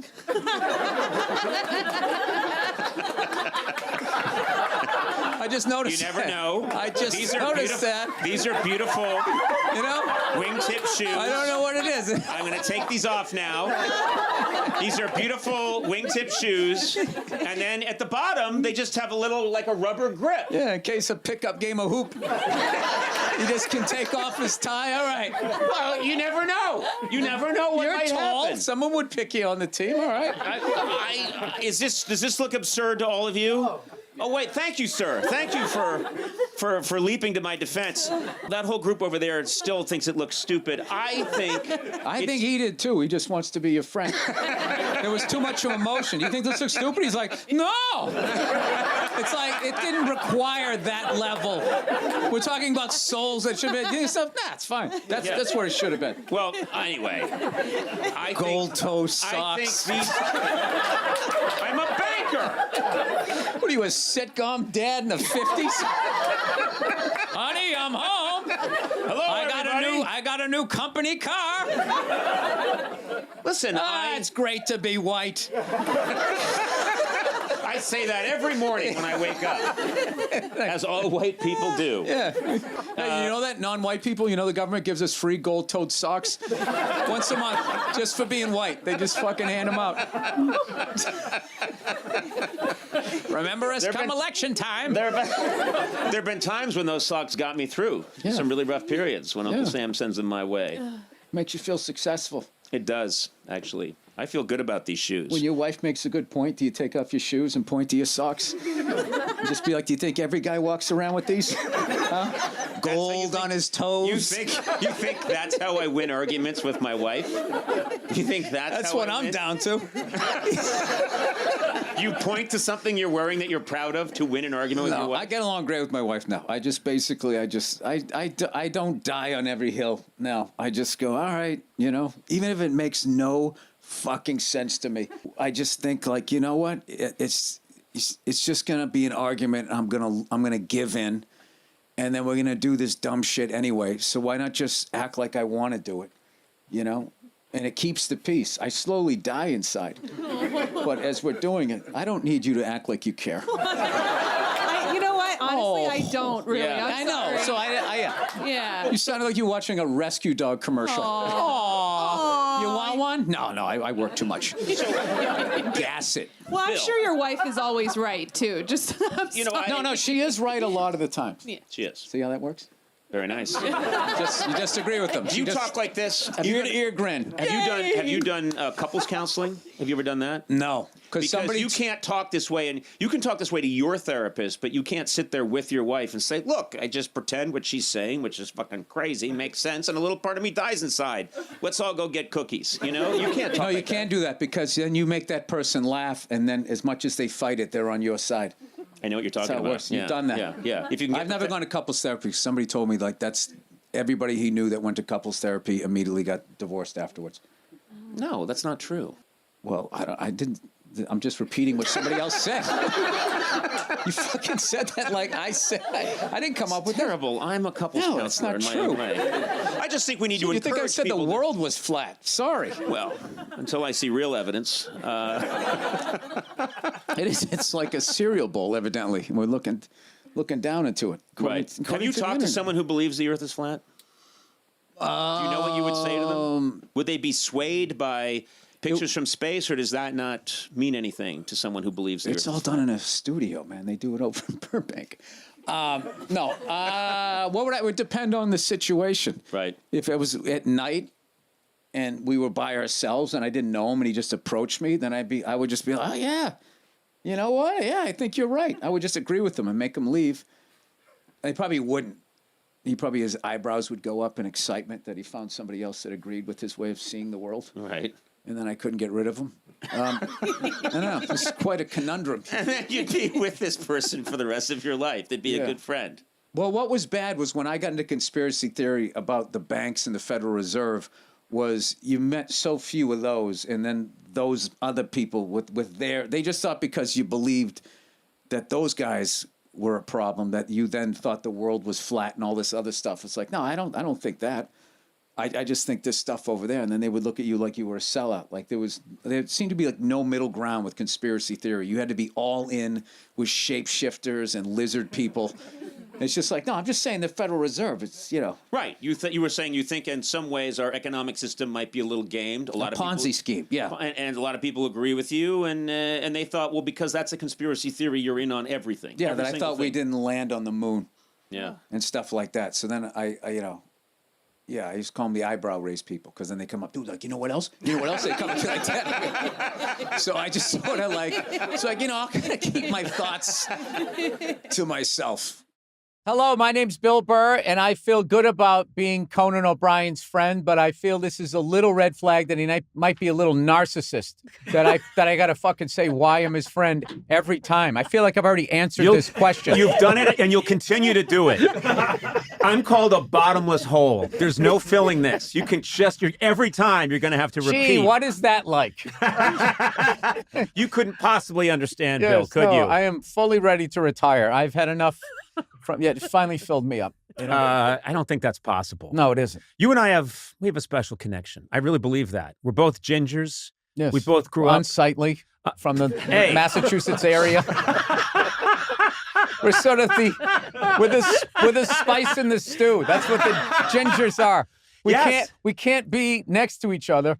Like, we're only allowed, L.A. County only allows us to hang out once a year and have a dinner. It's like, there's only two of us that are allowed to be together. Two gingers from the Boston area that are incredibly a weird mixture of bitterness, right? That has, I would have gone with anger first, but okay, we'll go bitterness, anger, confused.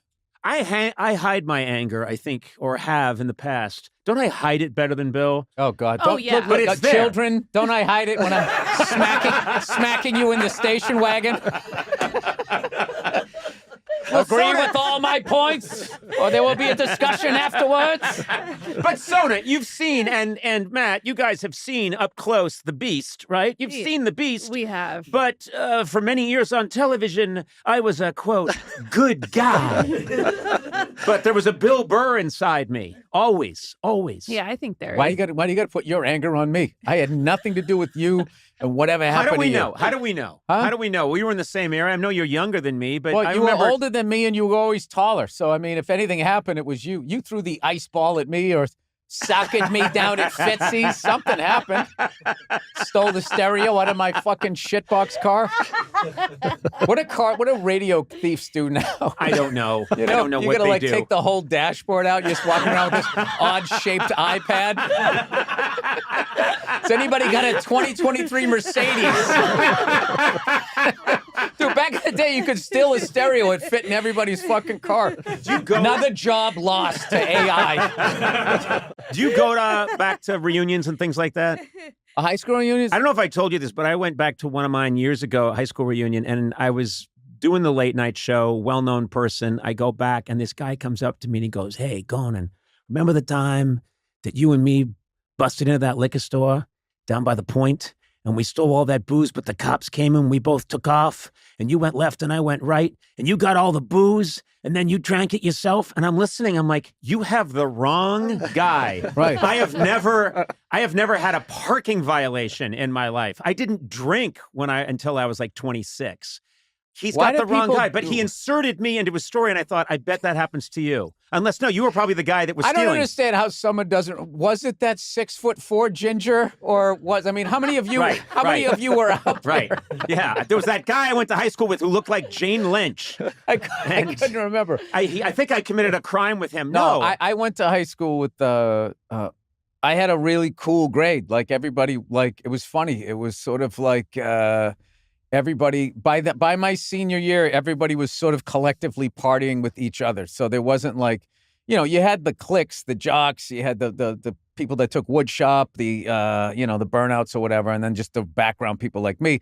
And then by the end of it, we used to go down this place, Dan Road, which was this industrial park that was slowly being built, taking over the woods or anything. But they had all of these dirt roads back there and these burnt up cars for insurance and shit. We used to drive down there and drink, and every weekend the party just kept getting bigger and bigger, and everybody was sort of high and drunk and just kind of got along with each other. So I've only been to one high school reunion. I went to my 25th, and I had a great time. But, good. But because I do stand-up, I go around and I run in, a lot of people come out to my shows, so I kind of have this never-ending sort of high school reunion, which is cool. When they hit me up or whatever, I always end up talking to them backstage and shit, and then get freaked out about how old their kids are versus mine. But that's right. You got young kids. Yep, 8 and 4.5. Wow. Okay. My kids are in their late 50s. My children, they have sciatica. No, you started a little bit late too, and I'm still way behind you. Yeah. Yeah, you're way behind me. I have empathy for kids and animals. Oh, okay, that's nice. It's a nice start. That's a starter kit. It's something. That's a step in the right direction. Ooh. I'm sorry. No, they say Jesus. I didn't mean No, they say that's. No, you know what? I'm old enough I'll never satisfy you. That's a step in the right direction. They say that is what would separate you from, say, a sociopath, a serial killer, is that you care about animals, you care about children. So that's good. That's good news for you today. Because I've taken those polls. You ever see that poll? Are you a serial killer? Oh, the test. Yes, I have taken that test. It has not gone well. Yeah, exactly. After the fourth question, you're like, all right, let's I don't need to take the rest of this. Do you laugh at the pain and misery of others? I think we got that one. If it's on TV, and I don't look, I don't. I'm trying to think of something. Yeah, no, I think I do. Every time I saw that guy wipe out on his scooter, oh, it was amazing. He was this older guy. Well, that's always funny though. People falling always. Wait, an older man was on a what? He was on a scooter? He was on a scooter. He was riding like a Harley, and he came whipping out. It was one of those. I was on the other side of the road, and there was this concrete divider, and he was going too fast, and he couldn't make the turn, and he hit the concrete thing, and he high-sided and went up and over, just landed and just slid on his face. Oh my God! And I had to stop my car, right? And I was the first guy there. And he had rolled over on his back, and I walked up to him, and he was just unconscious, just going he's spitting teeth. Well, get to the funny part. Oh my God! The funny part is when this cop finally shows up. The guy was fucking 55. It's should he have been retired by now? When did you start becoming a cop and you're still driving a cruiser? So he pulls up and just completely could give a fuck. He just walked up to the guy. He had his hands in his pockets and he just looked over and he just goes, "You all right?"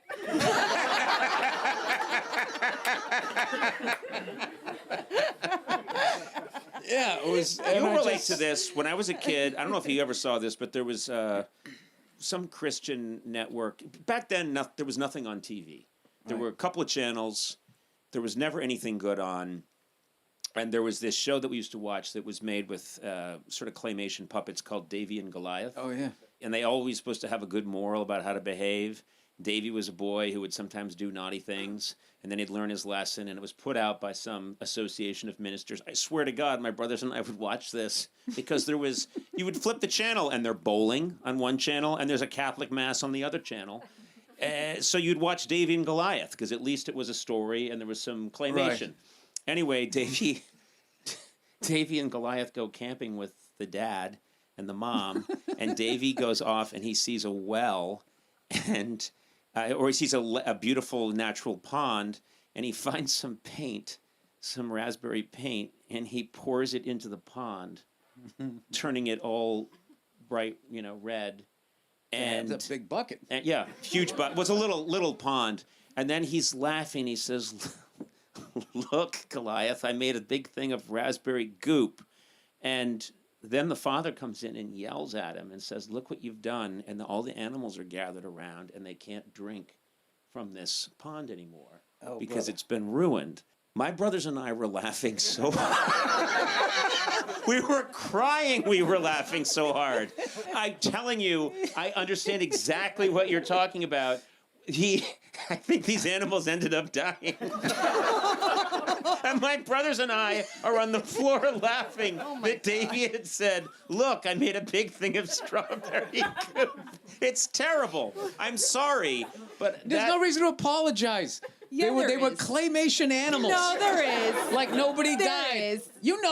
Did you ever pour raspberry paint into a pond? No, I saw that. Fine. But if I had, you can sit there and laugh. You know what I love is when Davy every once in a while would get into a fight and would get the shit kicked out of him. Because it was claymation, it didn't have the money. His hair was still perfect, and then they just put a couple of strands of clay on his forehead to indicate that Davy got his ass kicked. They have no idea what we're talking about. This show was on 65 years ago. Yeah, but I'm trying to explain our childhoods. This is what it was like back then. There's nothing to watch, nothing to do, and occasionally someone in the house would lose their temper in a way that would frighten you, and then it was never spoken about again. Yeah, that was it. My brother, I don't know if I'd ever tell you this. My brother was like a genius, man. My parents used to argue. He had a dual cassette boombox, and he used to record the argument and then put music underneath it.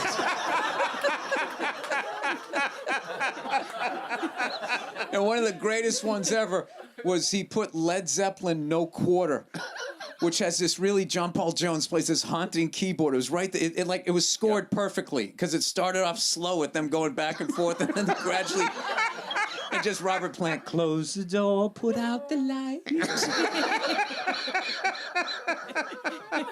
And right as Bonham's drums, came in. My dad, fuck, I'm gonna get the fuck out of here. Dude, and we used to listen to that fucking thing for like years. And then we finally played it for my dad, and he laughed his ass off. He's like, I thought it was hilarious. He thought it was fucking hilarious. He never understood anything. We had him watch The Great Santini one time, hoping that he would get it, and he didn't. He ended up just loving the movie. And just walking around going, "I am the great Santini." We're like, no, it's about a dad who's very abusive to his son. Yeah, who loves his family but doesn't understand that he's slowly killing everybody. Yeah. And your dad watched that and thought, "Thank you for showing me he thought this uplifting film about how we should all behave." It was like Sleepless in Seattle. When Harry met Sally. I will say that when you come on the pod, or even when I just get to hang with you, I laugh myself sick. I'm sore from laughing at the stuff you do, and it's so much fun to be around you, whether we're recording it or not. And I'm remembering now, I had this party at my house, and you showed up, and we hadn't even greeted each other yet. There's a bunch of people there at some holiday party, and you show up over my shoulder, and you're I want to remember this right, a Germanic guy from the late 19th century who you immediately said this, you laid it out immediately, and I knew exactly what it was, but you just came up to me and you'll remember what it was, I think, but a guy from the late 19th century in Germany who had fought me in a duel over a woman and lost, but now you're putting a brave face on, and your arm doesn't work because of the dueling, and you walk up to me and you were congratulating me on my house and my wife, and trying to put a brave face on it all, but seething with resentment. Yeah, very nice, O'Brien. And it seems like you've done very well for yourself, O'Brien. I see, and you would say, "Oh, this is my son," and I go, "Ah, you have a son." Yeah. with the woman that you yeah, loved. yeah, it's like, kind of I see. Well, I appreciated the invite, O'Brien. I must say I was quite surprised to get it. And you were like, well, it's nice that I think you said, it was nice that you drove here. I go, flew. I flew here. Right.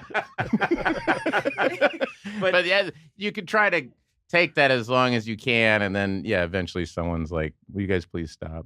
Well, that is the nature of this world we're in. Yeah, please stop that. But I was so happy because, rather than, oh, hey, thanks for having me over. Place looks great. This is a really good ham. It's someone I fought in a duel in Germany, and I maimed. Yeah. And I won the woman that he loved, and he's putting a good face on it. Yeah, it was. Very stiff upper lip. Yeah, very. Yeah, and immediately, stoic and maimed. How long did it take you to get all that exposition out? No, it happened immediately. No exposition. I think he just turned around and was like, well, very good, O'Brien. I see you've got a very nice house here. And he went, I surprised, I was like, yes, I was very surprised to get the invitation, O'Brien. Yeah. And then I think you mentioned since our duel. It all came out very quickly. And then it was like, someone would hand you something. I'm like, this is the only arm that works, dear. Thank you very much. I would love a tuna stick or whatever it is. And it's just, I don't know.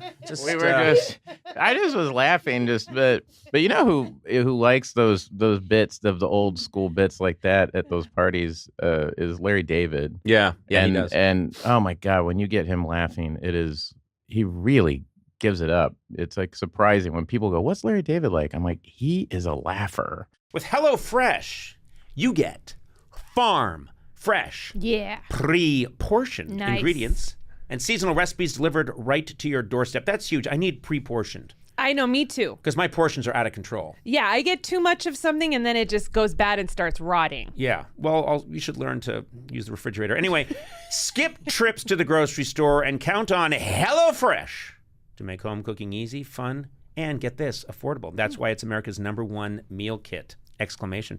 Now, Sona, you've used HelloFresh. I have used HelloFresh. And you've cooked up some nice meals for Tack. That's your husband. Yes, I have. And you know what I like about it is that it does come all in one box. It's stuff I would never normally cook on my own, and it have everything you could possibly need in the box. You know when you're making a recipe and it's like, I'm going to make clams Alfredo. Yeah. And you've got everything, and then you get to the very end, I don't have the clams. Oh, no.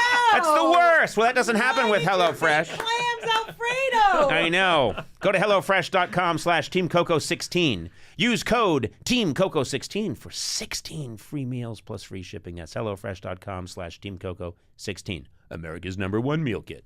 He laughs so hard at stuff. Yeah, also, have you noticed that when Larry laughs, his jaw goes like a skeleton, like ha ha ha ha. Yeah.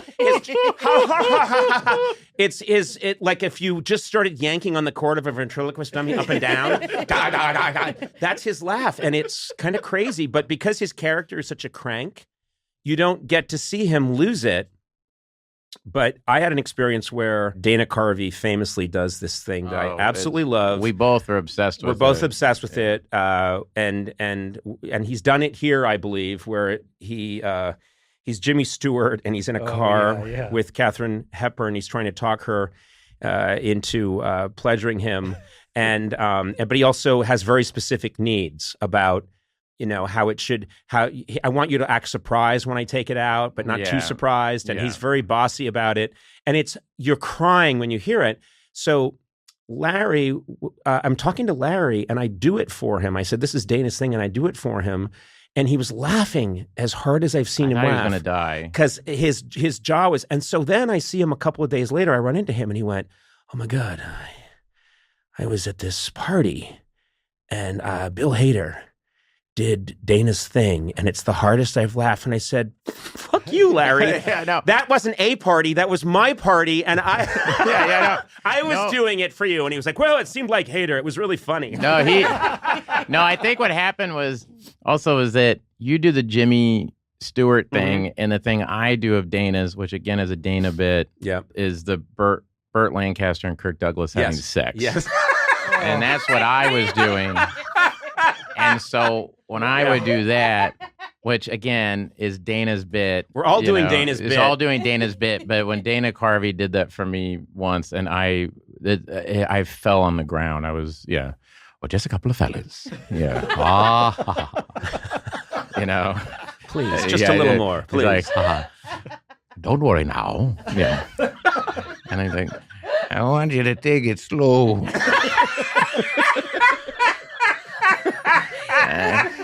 I want you to. And then the line that I always remember was, "Don't buck around now. I don't have a lot of play down there."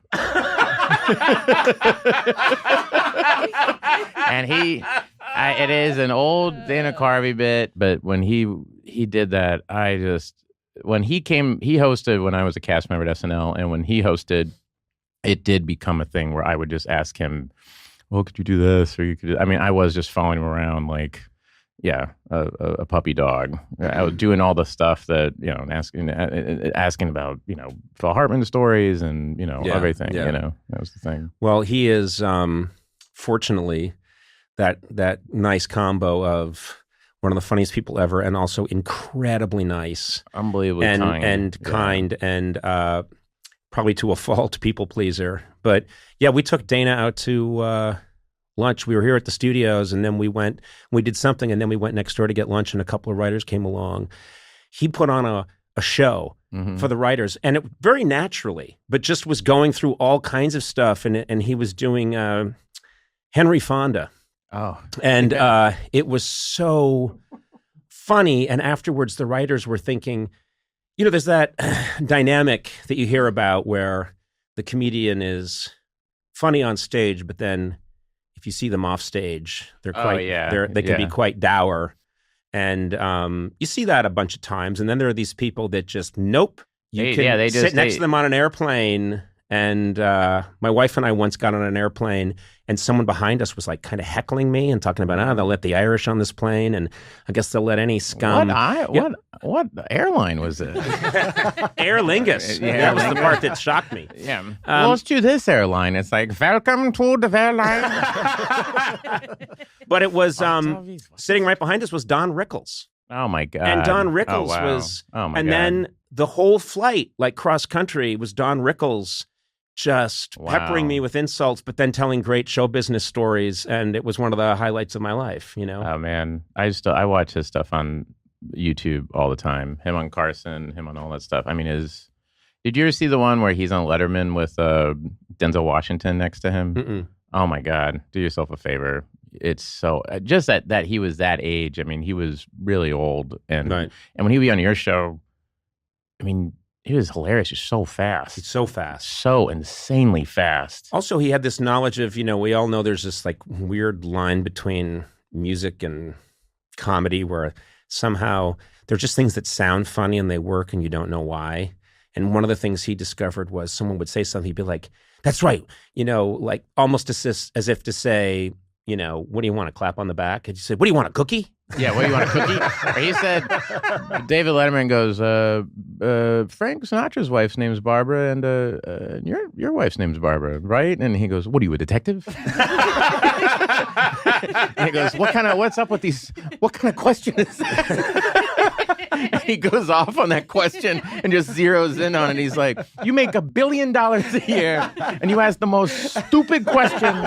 And it's the best. Drop your pants and fire a rocket. Drop your pants, yeah. Oh my God. Yeah. If you can find him with Dick Cavett in the early 70s, it's really, because Dick Cavett's trying to give it to him like, "Oh, I like your act, but I always did like Jackie Leonard." You know what I mean? And he's like, "Oh, all right," Yeah. Oh, you really want to? Oh, you really want to have a karate fight? Yeah. It's like, with Bruce Lee. It's like, all right, cool. And then it's fascinating to watch. If it's on YouTube, it's really interesting where you could just tell he has zero respect for him. When I was a kid, I watched old movies almost exclusively. Yeah. And I'm bringing this up because I want to bring it around to Barry. I have to say this is, and not just because we're friends or anything, it is, I think, the best show on TV. I absolutely love it. Nice of you, man. Thank you. Now, keep in mind, I don't see a lot of stuff. And he's never seen this. I've never seen this. Yeah, I don't watch Barry. I've never seen Succession. Yeah, exactly. No, it is... I just love what you're doing with this show, and I know that this season you directed, and every episode, I believe. Yeah, every episode. And so I kind of just wanted to go back for a second and think, explore. You clearly are such a classic film buff, and it comes through in your choices as a director, and you take that really seriously. And I know that, I think you were telling me once when you were a kid, you'd go over to sleepovers and people thought, oh, these kids are probably watching, pornography. Yeah, right. It's like, no, you were watching A Clockwork Orange or Taxi Driver. Yeah, I was watching Taxi Driver, and studying the shots. Yeah, exactly. Yeah, no one was interested in that. Or it was like, see how the camera, it's like a subjective camera move. I gotta go. And they're like, guess it. They have those in porn, What the hell's wrong with you? Subjective camera move. Why the hell you in my house? the father comes in tidy whities. Did I just hear subjective camera move? Where the hell you come from? I want you to get out of my house. Looks like we got ourselves a film buff. Yeah.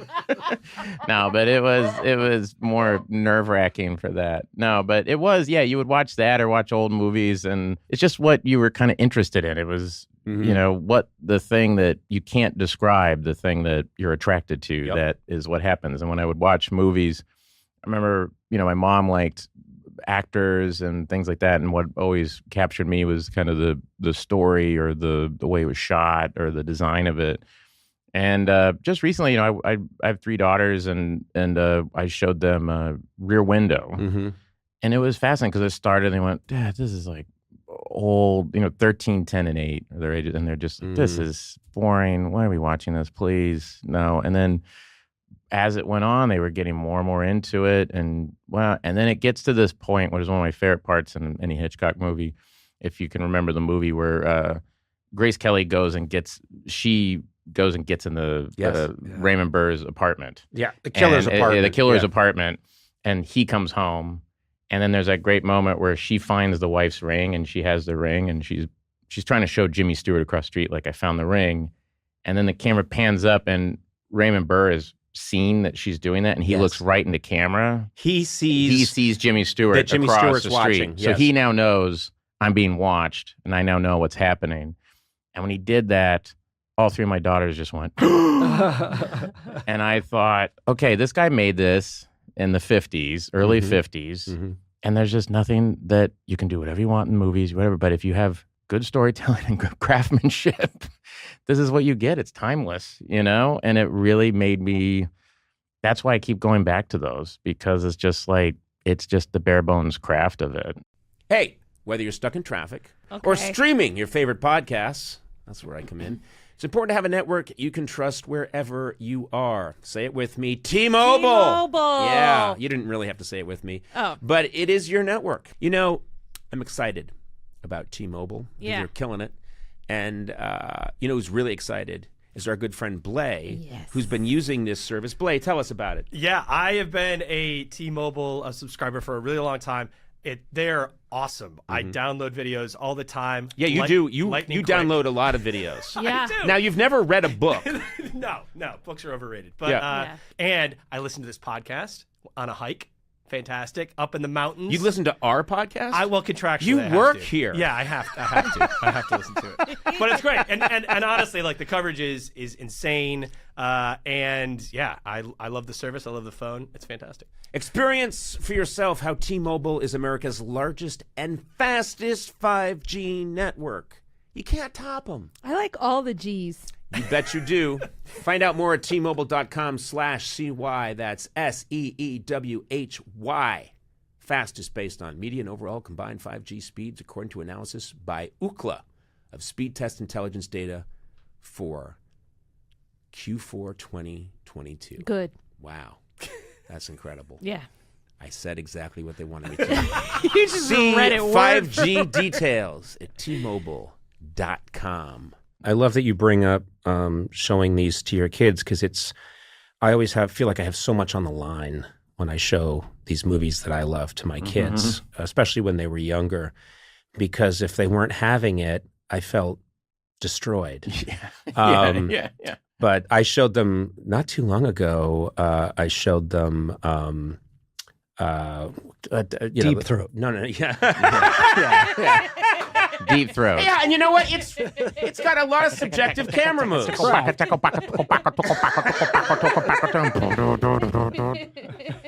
I don't remember this, kids. I don't remember this part. I'm sorry. I saw this in the theater. I was wearing an overcoat in the 70s.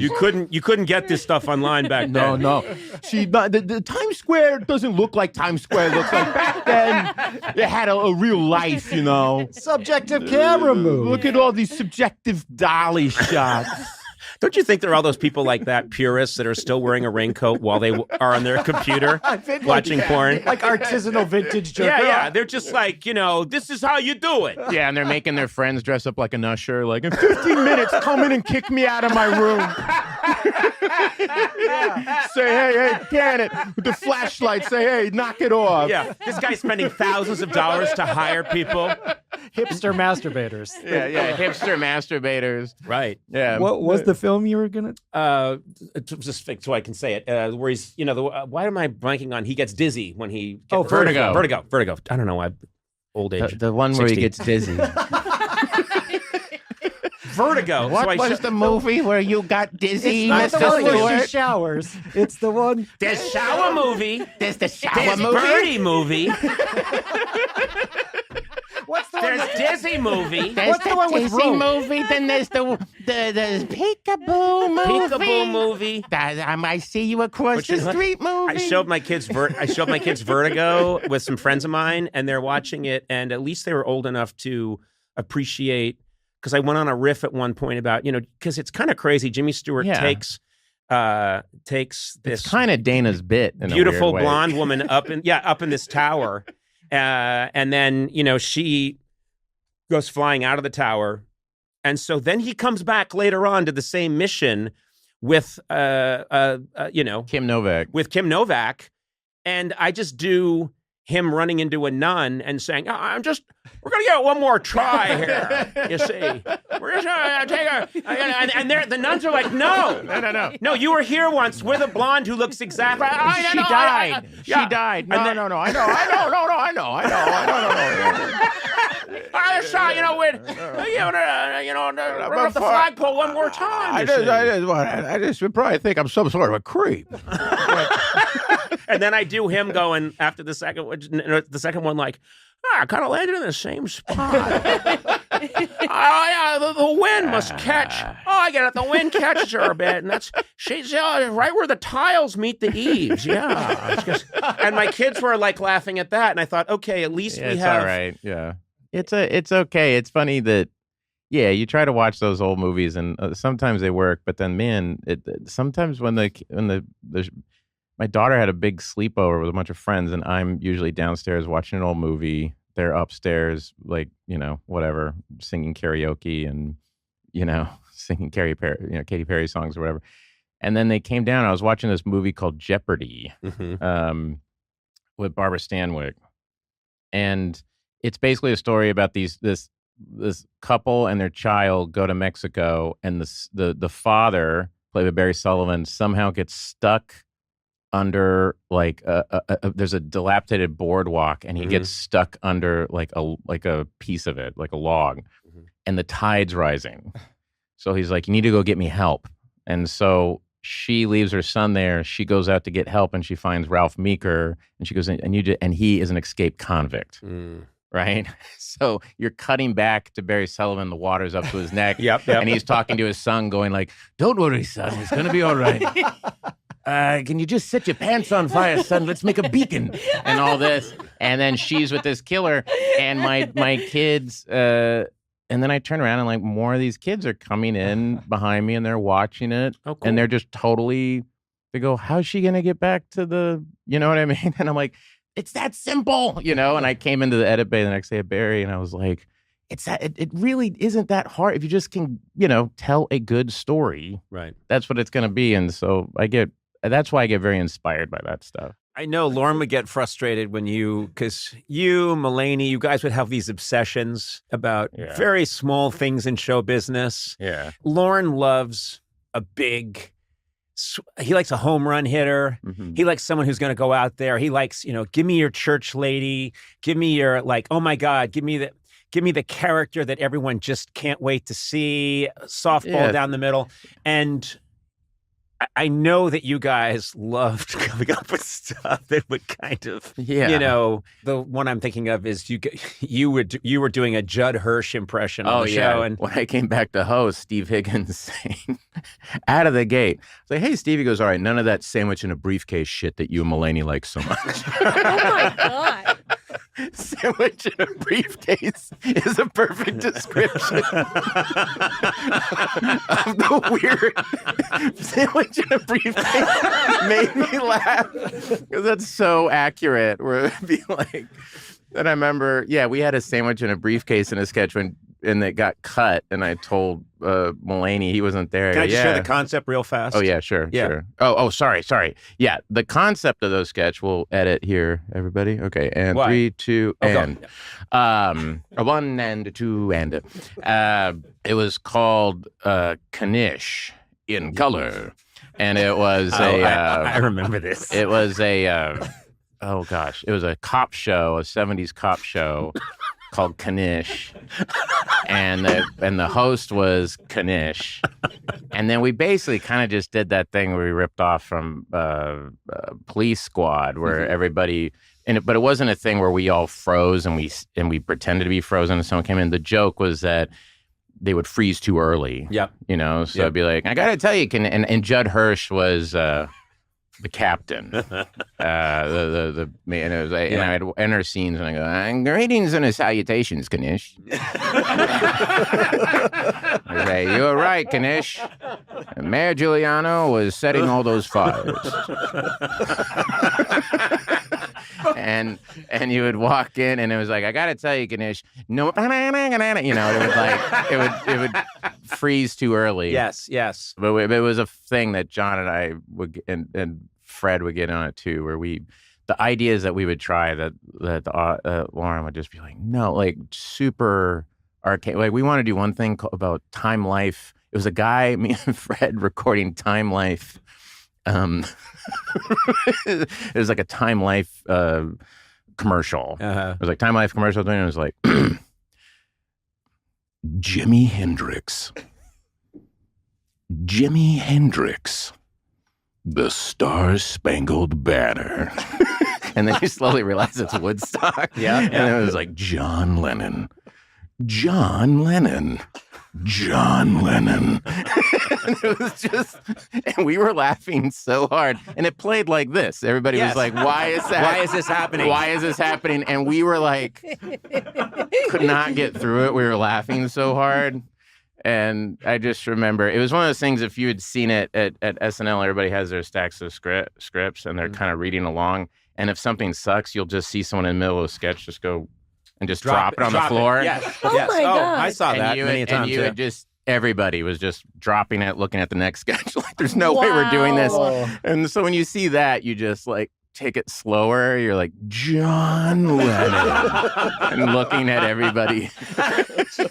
Twist the knife. Maybe you can relate to this, but when I was a kid watching television, I loved it when the people making the comedy, when I could, even if I didn't know what they were talking about, if I could sense that they were smart and that they didn't care if I laughed or not, like Monty Python. Monty Python was a big one, yeah. Monty Python, I didn't understand half of what they were talking about because sometimes they would do sketches about whatever was happening in London politics or British politics in 1969, 1970. But there'd be other sketches that I didn't quite understand, but I could tell the rhythm of it. I could tell this was really smart, was really funny. And I could also tell that they weren't yearning for my laughter. Yeah, they were just making themselves laugh. They were making themselves laugh. SCTV was like that too. Well, SCTV would do jokes. There was a Towering Inferno parody they did, where there's a big fire and it was and all the characters, and because of there were so many different characters. I remember. Remember this? Yeah. Andrea Martin played Edith Prickly, but she also played another character. So there was one scene where they just had to Andrea Martin was playing the other character in the scene. There's like 9 characters in the room, and they just had Edith Brickley, who always wore like a leopard skin pillbox hat. They clearly just put that on another actress and another actor, and had that actor turn their back, and so that they could do the sketch. And then at the end of the sketch, I think it was John Candy says, "All right, let's get moving. So-and-so, so-and-so, so-and-so, Prickly's double, you come with me." And I'm like, I don't know how old I was at the time. I might have been 14. You're like, you're allowed to do that? I literally felt like a laser beam of truth hit me in the middle of my forehead. And I thought, I can't believe that just came through my television. Yeah. They didn't care if I noticed that joke or not. They said it so quickly. Yeah, they're making themselves laugh. I mean, John Candy also did that guy. It was fishing with bands, like where he would have new wave bands and he would fish with them. And then there was this throwaway thing where they would get the fish and they'd be cooking it and they would offer it to him and he would go, "Oh, I don't eat fish."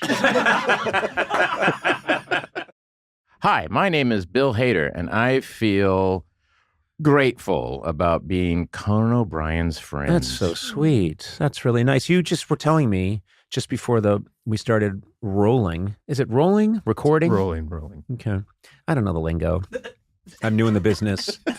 6 You said that you heard someone walked up to you, on the street? Yeah, and so why are you and Conan, would you guys, you're on his podcast, all you guys do is just laugh and giggle.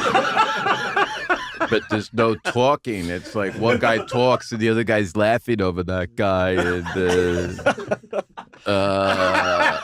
And I just wish there was more of a discourse.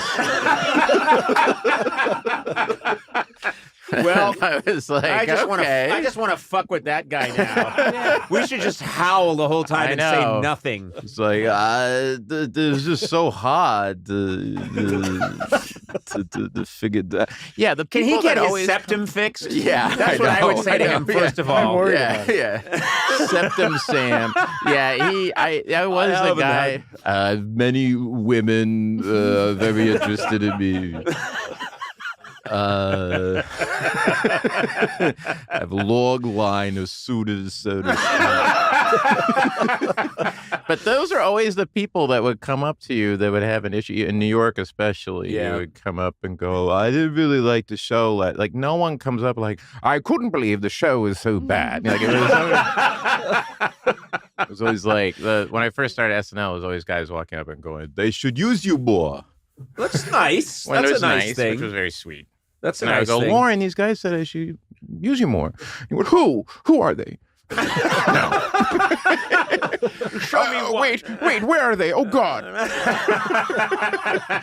Shit. I